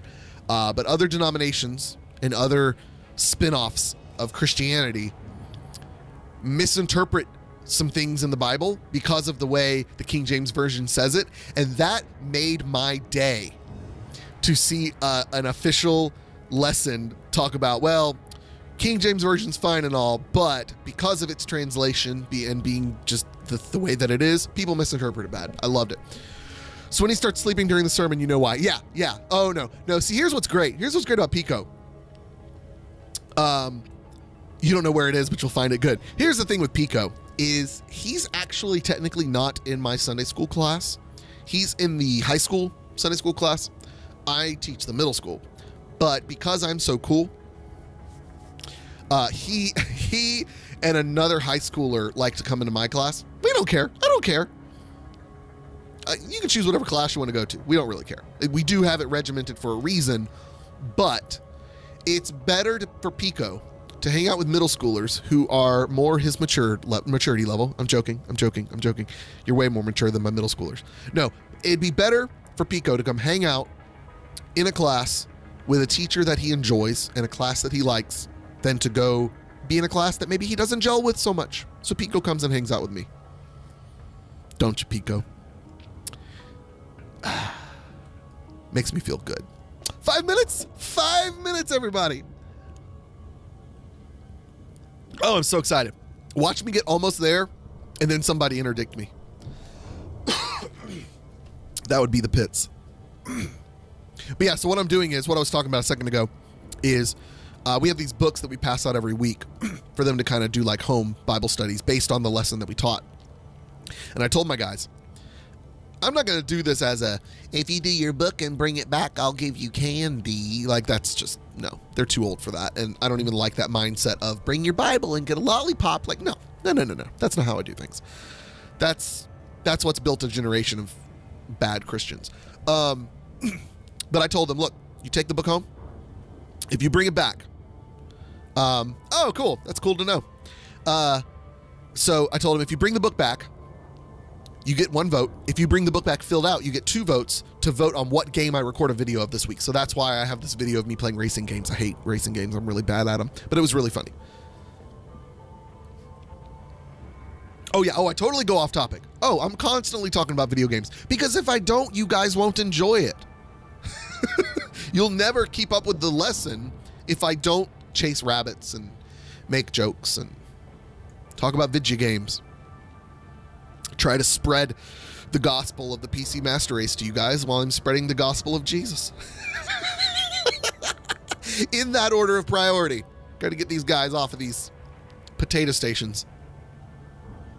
I'm teasing. I kid. I didn't have a gaming PC when I was their age. Well, I mean, I did have a PC that I upgraded the RAM in so that I could play.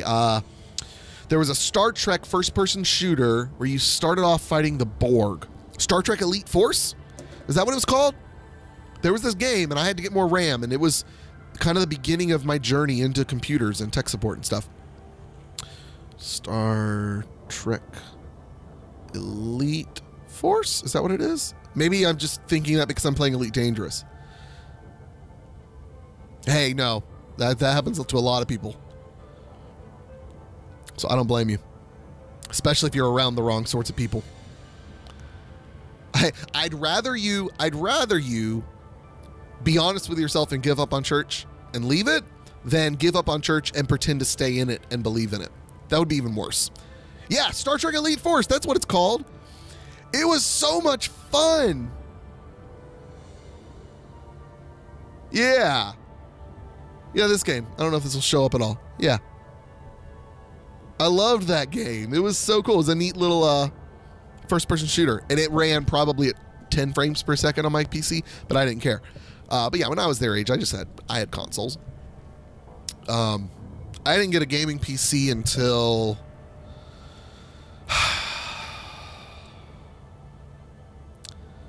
let's see, it was about 9th or 10th grade that I met my friend Jason, who actually just died of cancer a few weeks ago. He's the one that got me interested in PC gaming. And he got me, what happened was he brought his, yeah, you don't, oh, I don't blame you. No, dude, the corruption involved, the people involved, the worst, the absolute worst. My current gaming PC is pushing 7 years now. Yeah, looking forward to buying a new one. I just upgraded mine last year and I love it. But a buddy of mine, Jason, spelled Jhayson. I'm gonna say that again. Jhayson. Loved him to death. I miss him. He brought his Diablo 3 instruction booklet, which was like this thick manual, massive book. And he brought it, and I'm looking through all these spells and stuff. 2 minutes, we're almost there. I was just looking through the spells, and I was like, this is so cool. And so that's what got me into PC gaming. And what's funny is I didn't buy Diablo 2 for a while. I got into StarCraft and Day of Defeat and a little bit of Counter-Strike. I mostly played Day of Defeat, though. And so I love it. We got like a couple new viewers, and we're almost to Hutton. You bandwagon jumpers, you haven't been here. You don't deserve to witness this. I'm joking. Please stay. Don't leave me. But anyway, so that's what got me into PC gaming. And I had a PC that played the games okay. Back then, it wasn't that hard to play, you know, especially Valve's games in the mods form, like CSGO or CS and DoD. But then it was about, I think, 11th grade. I was dating a girl. Well, I hope that you choose to decide that this is a good live stream that you found. I hope so. Welcome, Pac-Man. Thank you for watching. So my girlfriend at the time, her dad, she was an only child, and her dad was big into computers, and I was the son he never had because he could talk about computers with me and all this stuff. And he had a good chunk of change. Just he had some good disposable income that he could just spend on me, and bought me a computer, or bought me the parts and helped me build a computer. And like for Christmas, he'd upgrade my processor and stuff. He was awesome. And so that's when I had my first gaming PC. It was probably about 10th grade. And then I think 11th or 12th grade, I built one. I actually bought the parts because his was a gaming PC. It was a good PC. That's what it was. But then I built a gaming PC in about 11th or 12th grade. I saved up money from doing, Pan Man. Sorry. I was talking and yeah. Hey, TKO's here too. We got 1 minute left. 11 people viewing. Fantastic. But I saved up money from doing drum lessons and built a computer. Had a Radeon 1850? Is that right? No, 9800. Radeon 9800. Oh, that video card was so pretty. It was so nice. Of course, it's garbage now, but it was great back then. Running 3 monitors. So good. Pan Man. I like that better because it makes me want to go watch Hook. Pan the Man. Better late than never. Yeah, all you people jumping on right as I'm almost to Hutton Orbital, you're just reaping all of our benefits. We've been sitting here doing nothing for over an hour.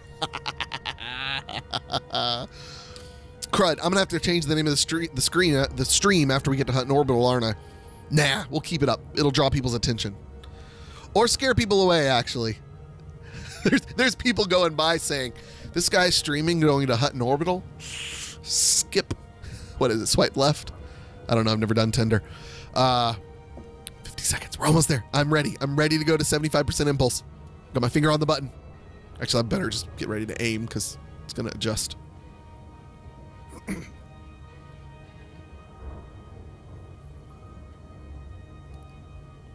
Pandama. Is that short for pandemonium? Joking. Pandama, like a mother panda? Or is that your name? That'd be really cool if that was your name. It's funny, it's short for panda, or is it Panda Man and you missed the N there? Oh, okay. I was about to say, it's funny that it's an abbreviation, but it actually made one of the words short or longer. Okay, Panda Man. I like that. This is going to be an odd question.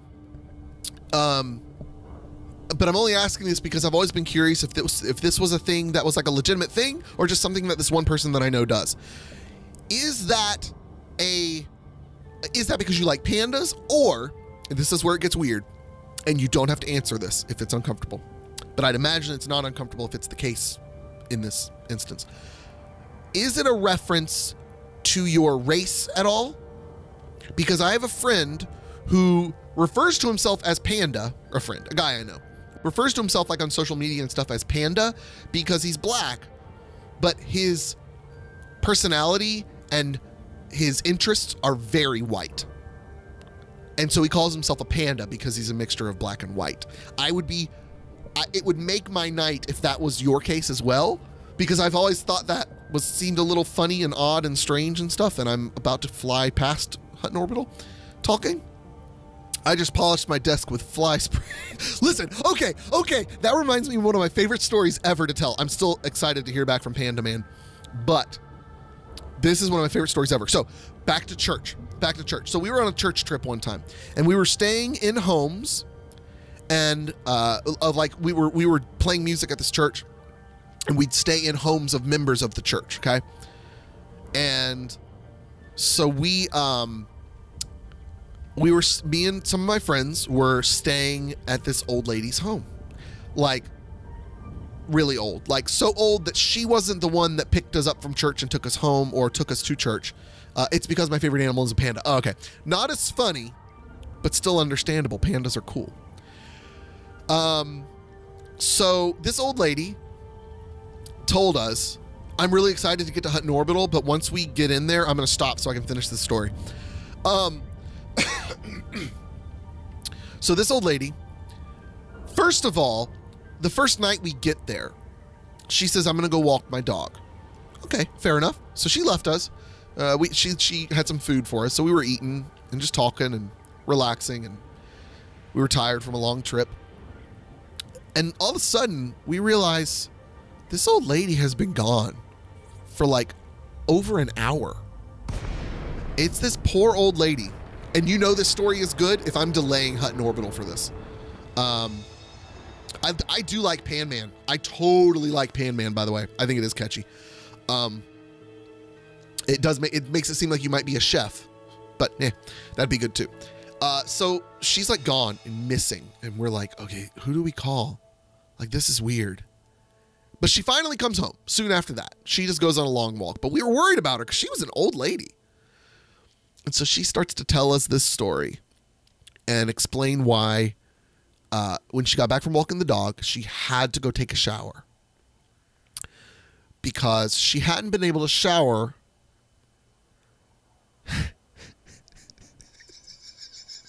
since that morning after she accidentally sprayed her hair with Lysol instead of hairspray. I'm going to get closer. I don't know who that is scanning me, so I'm going to get closer.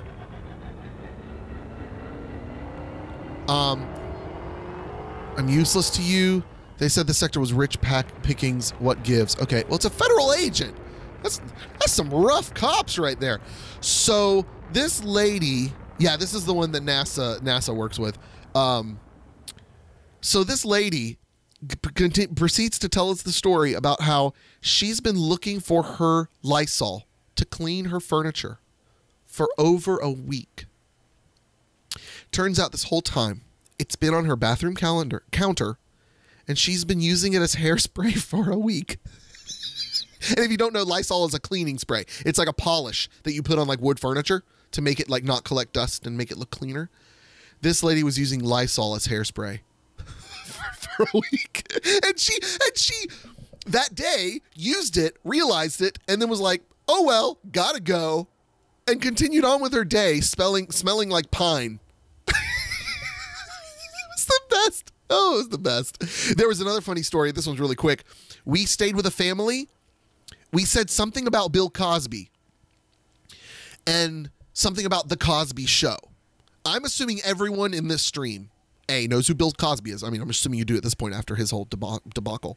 And you know what the Cosby Show is. These people, not lying, these people knew who Bill Cosby was, but had no idea that he had a television show. Had no idea. And I'm thinking, what planet are you from? Where have you been? Like, how do you not know about the Cosby Show? It was weird. It was really weird. Pan Man. he pulls out frying pans and like chooses, it's time for non-stick. Like he fights like a gummy, gooey monster, and he's like, it's time to pull out the non-stick. Okay. Request docking. Crap. It wasn't set up right. That's the worst thing about that command, is it's often not gonna work. Docking request denied. What? Oh. Am I not close enough? Oh, I guess I'm not. Yes, I am. Why was it denied? What? Yeah, see, you're in the UK, and even you knew that show. Okay. Whoa, whoa, whoa, whoa, whoa, whoa, whoa, whoa, whoa, whoa, whoa, whoa, whoa. Maybe they're just full. Maybe they're full, and that's the problem. Yeah, no, that's one of those times where you absolutely say, oh, yeah, I know what you're talking about. No, I don't. Docking request granted. Okay. Huh. Okay, whew. That was going to worry me. I get all the way out here, and you're like, no, you can't dock here. Raise your glasses, everyone. We've arrived to Hutton Orbital. It's been a fun, I don't know, hour and a half, hour and 45 minutes. I don't know how long this took us. A while. Yeah, I think about hour and 45 minutes. That was fun. Yeah, it would have been so funny if like there was some permit I needed to land. Yeah, you at least know of it. I liked it. It was really funny. They had no clue what it was. It was weird. It was really weird. Thought these people have been living under a rock. Then this is what the show is. This is what the stream is going to become now. Is me telling you all these funny church trip stories. But first, let's get Hutton Orbital out of the way. Remind me to tell you about the brother who sticks needles in things. There's your preview. Also, a giant panda was born on the exact day I was born. Hey, that's cool. What's cooler is that you actually know that. Like, please tell me you have like a newspaper like up on your wall of the day where the giant panda was born at the zoo. You're crazy, Pico. Hallelujah. We've done it. Incoming message. Incoming message. What you got to say? What you got to say? Oh, reputation change. Duh. Sitting there doing nothing for an hour. Yep. And here I am bashing, I bash Fortnite for not being efficient with its time. I do hope that in the future it's not all touchscreen controls. I like flashing lights and switches and buttons. Yeah, I totally agree. Totally agree. Yes, you can play this game with me. We can wing up. Do stuff together. That's how I got the ship I have, because my buddy Cookie, who the ship is named after, it's called Cookie's Crate. Over there on the left side, you can see the name. Commander Cookie, offered to wing up real quick, and all I had to do was go to the station he was turning in his mission to, and I got 50 million credits. It was bliss. Oh, is that the Atlanta Zoo? Oh, cool. That's neat. So do you live, I mean, you don't, obviously I don't want to get like real details, but if you live near Atlanta, I'm down in Jacksonville, so that's pretty cool. Yay for being south of Florence. Cheers to Florence being away from us. You do like the game? It's cool. Are you saying you like Fortnite or you like this game? I think you're saying you like this game. I think you would like it. It's chill, but it's super fun. Dude, combat. I'll go do some combat here in a minute to show you, Pico. It is so intense. Now, if you can play this with a controller, and it's okay. You can play this with a controller, but you really need to get yourself a nice, fancy, hands-on throttle assist system, whatever it's called. You need a fancy 2-part joystick, not just this part. You need the throttle part as well. So, let's see where we can go for the best money. There's 1.3 million to Lucille, or whatever it is, LaCale. Don't let me forget to tell you the story about the brother who puts needles in things. 1.5. That's not bad. Did you seriously? That's too cool. Yeah, my mother-in-law is from West Virginia. She's up in Tennessee now. So you are in the path of Florence now then, aren't you? Sort of. Not major. Not a major path, but I think Virginia was getting hit a little bit. Yeah, no, I'm down in Jacksonville. That's pretty cool that you were just down here. 1.5. Oh, no, that's sourcing. You can play with mouse and keyboard. You just won't like it. Like, I have the mouse right now to do this screen. I use the keyboard for a few extra buttons. I have and love the Thrustmaster, which always makes people laugh and joke. Thrustmaster. T-Flight HOTAS X. It didn't even rain. Oh, great. Good for you then. Congratulations. You're with us, except it's hotter here, I'd imagine. It's been hot.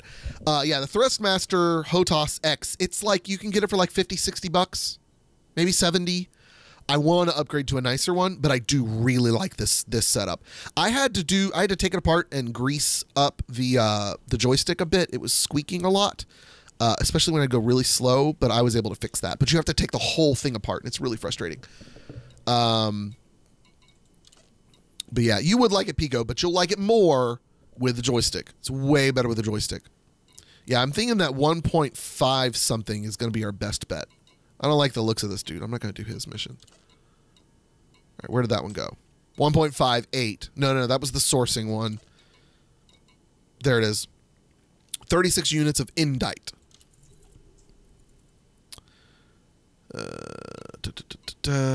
Hostile ships. That's fine. That's fine. How far away is this one? Aha. I'm not going through another long journey like that. 4.186 million. Nope. Not going through that long of a journey again. I knew that was too good to be true. Too good to be true. How far is this one? Much, much better. Very close. Except, prepare for departure. Initiating systems check. The other thing you gotta do, Pico, All is you also have to systems buy, are you don't have to, functioning properly. but it's fun if you buy an app called Voice Attack that allows you to Calculating voice large commands acceleration trajectory. to your computer that sends Destabilizing economic keystrokes indicators. to your game. So what I've just done is I told it, prepare for, oh, by the way, buy Hutton Orbital. Launch Oh, I didn't look for complete. passengers. I should have looked for passengers to take. Retracting Oh, well. landing gear. So what I just did was, oh, crud, I didn't. Thank you so much. I'm talking. I'm not paying attention. Let's request docking again. Request denied. Docking request denied. Clear bay doors. Okay, I'm clear of them. Let me back in. Thank you so much. Docking request granted. Thank you. Let me back in, please. So I have this this program called Voice Attack, and what happens is when I tell it, I press a button and I give it a command like, tell me a joke. The cashier at the grocery store said, "Would you like the milk in a bag?" I replied, "No, just leave it in the carton." So I can give it commands, and I can even just say, computer. Computer. Yes. See, I can say, full power to weapons. Maximum power to hard points. It didn't do it, but I must have to fix that one. Okay, but anyways, you get the idea. But you set up Voice Attack to do voice commands and stuff like that. Yeah, that would have been a huge mistake.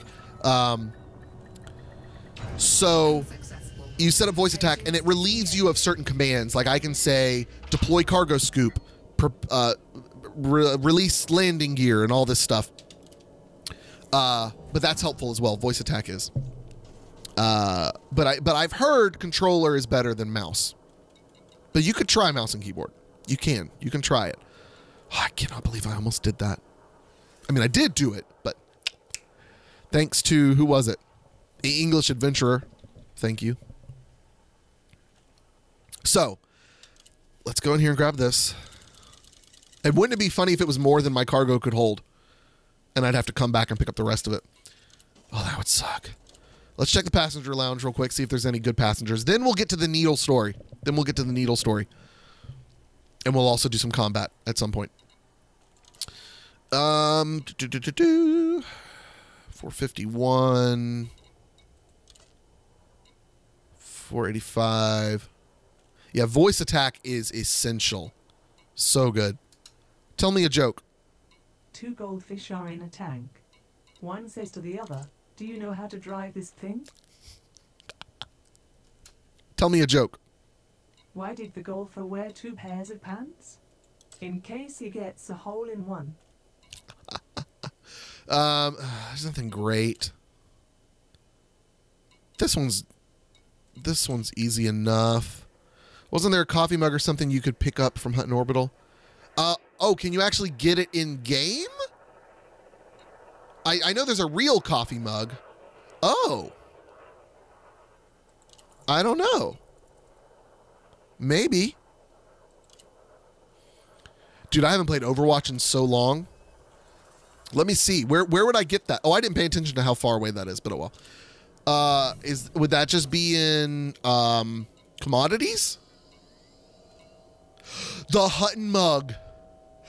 I didn't know this was an in-game thing. I thought it was a real-world thing. Delivered over vast distances by those in search of a profit, the Hutton mug is only sold to commanders who make the painfully long journey to Hutton Orbital, made from the salvaged frame shift drive plates of ships that run out of fuel before reaching the station. This is purely a vanity item commemorating the epic journey. Its value lies in its rarity and latent frame shift energies, keeping your drink that little bit warmer for the journey. This rare good is legal in all systems. Please note that if a systems controlling faction changes some formerly illegal, that'd be so funny if that became an illegal thing. Rare goods increase in value the further you travel. So how many can I buy?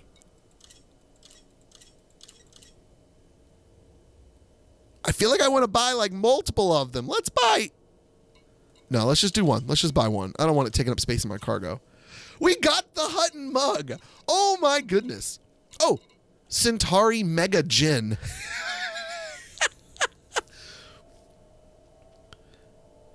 Yeah, a lot of them are puns. A lot of the jokes are bad puns. Tell me a joke. I used to have a job at a calendar factory, but I got the sack because I took a couple of days off. I haven't heard that one in a while. That's funny. Tell me a joke. I used to have a job at a calendar factory, but I got the sack because I took a couple of days off. What Voice Attack is doing now is, see ya, Pico. Have a good night. Well, I'm not going to explain what it's doing now because he's the one that I was going to explain what it's doing to, but that's okay. I'll tell you in the morning. Okay, we got everything we need now. So, and I'll tell Pico the story about the brother and with the needle sticking in things, whatever, tomorrow. But I'm going to tell you guys. So this is great. Ship released. Engines engaged. Retract landing gear. Oh, good. My legs were getting tired. So, we were staying in a house that, at the time, when we first got there, we thought, oh, this is weird. Like, we were worried. Like, not worried for our lives yet, but we were worried. And so we go in this house, and it's like, you know how it's like some people, and maybe you're one of these people. I grew up, my house was always generally pretty well lit. Like, not just that, like, lights were on and stuff, but, like, light got into the house, and it was never, like, super dark and dim. I would love to hear one of your jokes. This was one of those houses with lots of thick drapes, and they didn't have any lights on for us. They weren't even home. The older brother, who we got along with pretty well, he was our age. But what's funny is at this point, we thought he was older than us, and he thought we were older than him, but it turns out we were all the same age. He drove us to the house, dropped us off because he had to go somewhere. But he tells us, my brother is inside, you know, he'll take care of you, whatnot. So we go meet the brother. He's a younger brother. And this younger brother's weird, man. He's really weird and obnoxious at playing video games with him. We were playing Mario Kart 64 on they had it on a big projection screen, which is also kind of weird. And he if you beat him, he claimed you were cheating somehow. He was one of those kids. So this little brother, we meet him, and he tells us, don't drink out of the 2 liters. My brother likes to stick needles in things. We're like, what? Yeah, don't drink out of the 2 liters. My brother likes to stick needles in things. We're like, guys, should we call the church and have them come get us? Because now we're scared for our lives. I'll get to the joke here in just a second. Or get to reading your joke in just a second. And we're like, this is really weird and uncomfortable. And so finally, the brother that drove us got home, and we told him what the little brother said, and we were concerned. And he's like, dude, he makes up stuff all the time, and he's not talking about me. He's talking about our older brother. And we're like, there's an older brother? He's like, yeah, he's upstairs. We're like, wait, you mean there's been another person in this house this whole time and we didn't know it? And he goes, yeah, he's up there with his girlfriend. We're like, oh, that's even weirder. We never saw this brother, the older brother. We saw his girlfriend because you couldn't miss her. She was a very large girl. Uh-oh, somebody's coming to get me. Too late. So she was a very large girl. And this isn't kind, but request docking. But we jokingly referred to her as Shamu. And forgive me, this was a long time ago. I was younger. It's insulting, I know. So we referred to her as Shamu. And the brother that was our age, thought it was hilarious and started giving us all the nicknames that he had for her. This is obviously a few days later after we had actually seen her. So, oh gosh, it always scares me when like somebody like jumps in right near me. So anyways, it ended up being the most amazing house to stay at. But between the older brother and his very large girlfriend, the weird parents, and the younger brother who told us that he had a brother that liked to stick needles in things and we shouldn't drink the Coke. It was weird, but we ended up having a lot of fun at that one. Okay, now on to the joke. I was reading a book about anti-gravity. It was impossible to put down. Oh, I need to put that into my computer. Oh, I just worked out how I found your channel. You had the amazing startups the series. I'm still making my way through them. So you're watching through the early episodes of me playing Elite Dangerous. Yes? Is that what you're talking about? Because, yeah, I'm really proud of how my Elite Dangerous series is going. Been very happy with it. Having a lot of fun with it. It's actually been... It's an easy game for a small channel to gain a little bit of traction with because there aren't a lot of Let's Players. There's lots of streamers. There's lots of tutorials and guides, which someone tried to tell me at the beginning. If you want to get views on your Elite Dangerous videos, you need to do tutorials and guides and how-tos. And I'm like, no, because plenty of other people do that way better than I could. So, shut your face. You don't know what you're talking about. I'm going to do Let's Plays. And guess what? There aren't a whole lot of Let's Players doing Elite Dangerous. And that allows me to be at the top of the search results for things like Let's Play Elite Dangerous. And if you do Let's Play Elite Dangerous version 2.3 or whatever we're on, I'll be one of the top ones, which is awesome. People trying to tell me how to do YouTube. You're the only person that I know that thinks it's funny. I know, dude, I'm a dad. I love those jokes. I love it. My favorite one that drives my wife nuts is oh crud, what was it? Oh, I have to scream to do that one, and my wife's asleep, so I don't want to wake her up. But one of my all-time favorite jokes is, did you hear about the Scarecrow who got an award? Yeah, he got a really good award, really big award. He got it because he was outstanding in his field. Scarecrow, outstanding in his field. Yes, you need to make a full episode with stories with the computer. I think they're the best. Yeah, the computer interaction stuff is the best. My thing is, I don't want to force them, because as soon as I start forcing them to happen, they won't be good. So I'm doing those every time inspiration strikes. So it's probably once every 4 or 5 episodes, there's a bit with the computer that I do. Sometimes a full episode, sometimes just an intro. But those are definitely my favorite things. And they help set me apart and make my series a little bit unique. It'd be nice if that's all they were, but I don't have the creative juices to quite do that. So, where are we going for this transport? We're going rich tourist to Brogile Terminal in 61 Cygni. Let's just see if we've got anything going there. They do. They can take a little bit of time. It's not too bad. It depends on the situation. Most of them I'm able to script and just record all my lines and then record all the computer's lines. But some of them I need to do live, my part. And so I have the script kind of figured out. But what I have to do is I have to live perform mine while looking at the other lines of the computer and like space them out right. Give enough silence or whatever. Getting late here. I'm off for tonight. It's been a pleasure. Hey, man. I appreciate it for your viewership. And yeah, I'm glad you like them. I'm glad you like them. You're quite welcome. This is a great stream, and you just caught a new subscriber. Hey, that's awesome. Thank you so much for the subscribe. That makes the stream all worth it. Let's see here. What was I looking for? 60-something side Cygni, whatever it was. No, I don't think we're going to find anything. No. Okay. Anything else good that we just can't pass up, or should I may just do this final outbreak relief.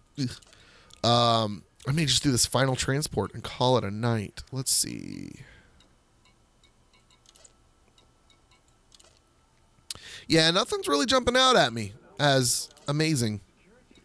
Let's do this real quick. Nothing. Anything I can sell here? No. All right, then. I haven't done this in a bit.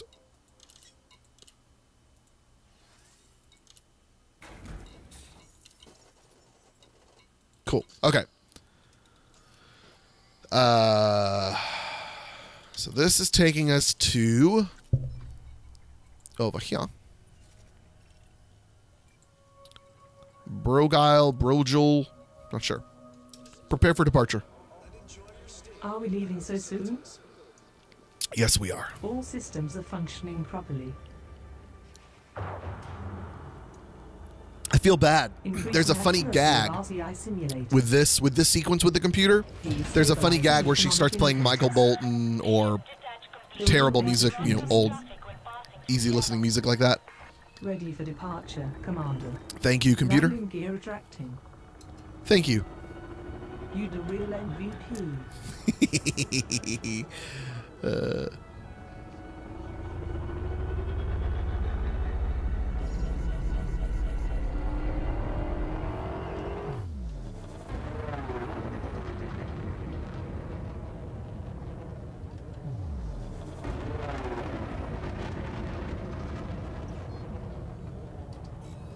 All right, let's make our jump. You have left the no-fire zone. Safe travels, Commander. Thank you. I'll be sure to go shoot some people. Nope. Not yet. Well, we're not planning on it anyways. Who knows if it'll actually happen. It's just the best. This really is such a cool game. It's just so pretty. And the audio is so good.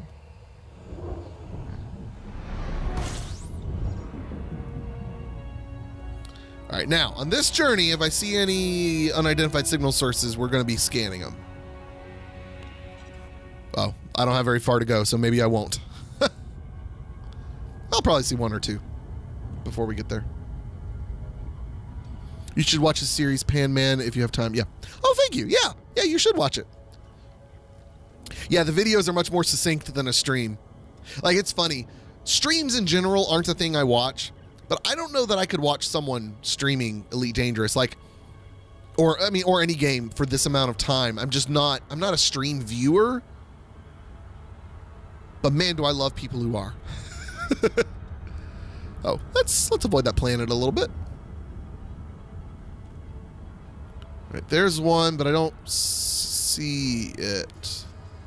Oh, I guess I could just grab it over here, couldn't I? If it's still there.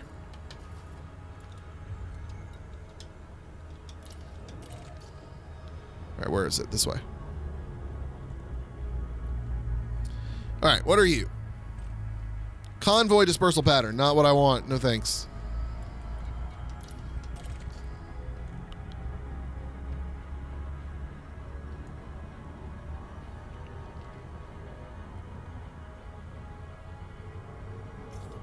Oh, slow down. Slow down, Kyle. Oh, no. I wasn't paying attention. Yeah, it depends on the mood. Like, if I've got dishes to do, oh, I could have disengaged. Crud. I thought I was going to have to overshoot it. What's that? Nope, never mind. If I'm, like, doing dishes or something and I need something on just kind of in the background, it works well. Oh, that looks cool with the sun off like that. Okay, now let's go. Wait, what was that? Oh, that's the same one.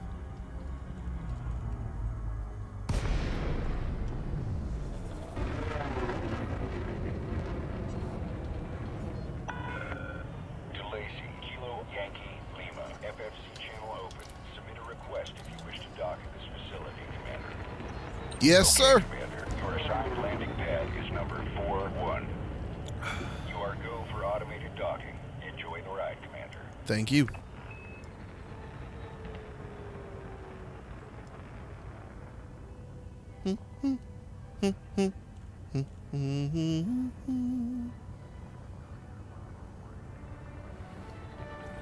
The auto docking is just the best thing ever. Let's take a look at my ship. She's so pretty. Prettier in light when you can see her. Well, there's a nice shot. Let's get a screenshot of that.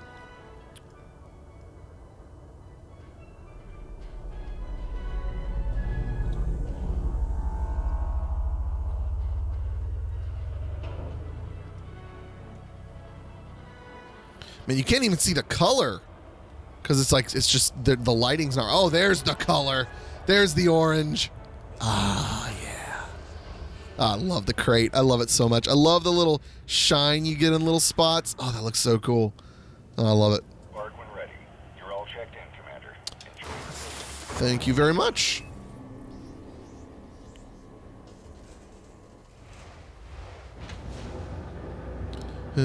Yeah.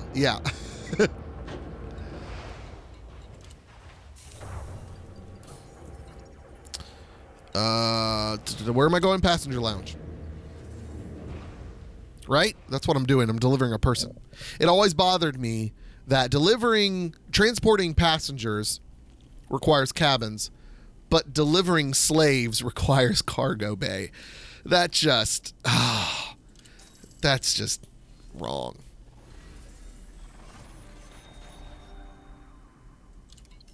Like, how do they explain that? How do they explain slavery in this game? I don't know. It doesn't keep me up at night. I'm just curious. All right, let's just see if there's anything we can't pass up. Nothing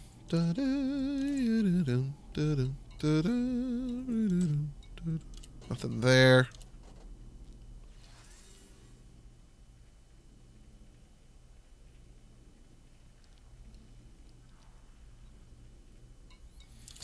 All right. Switch to transports.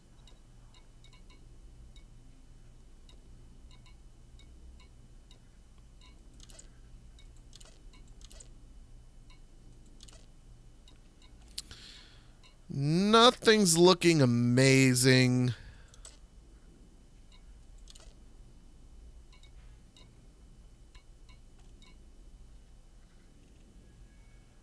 That's not bad to Barnard's Star, but nah.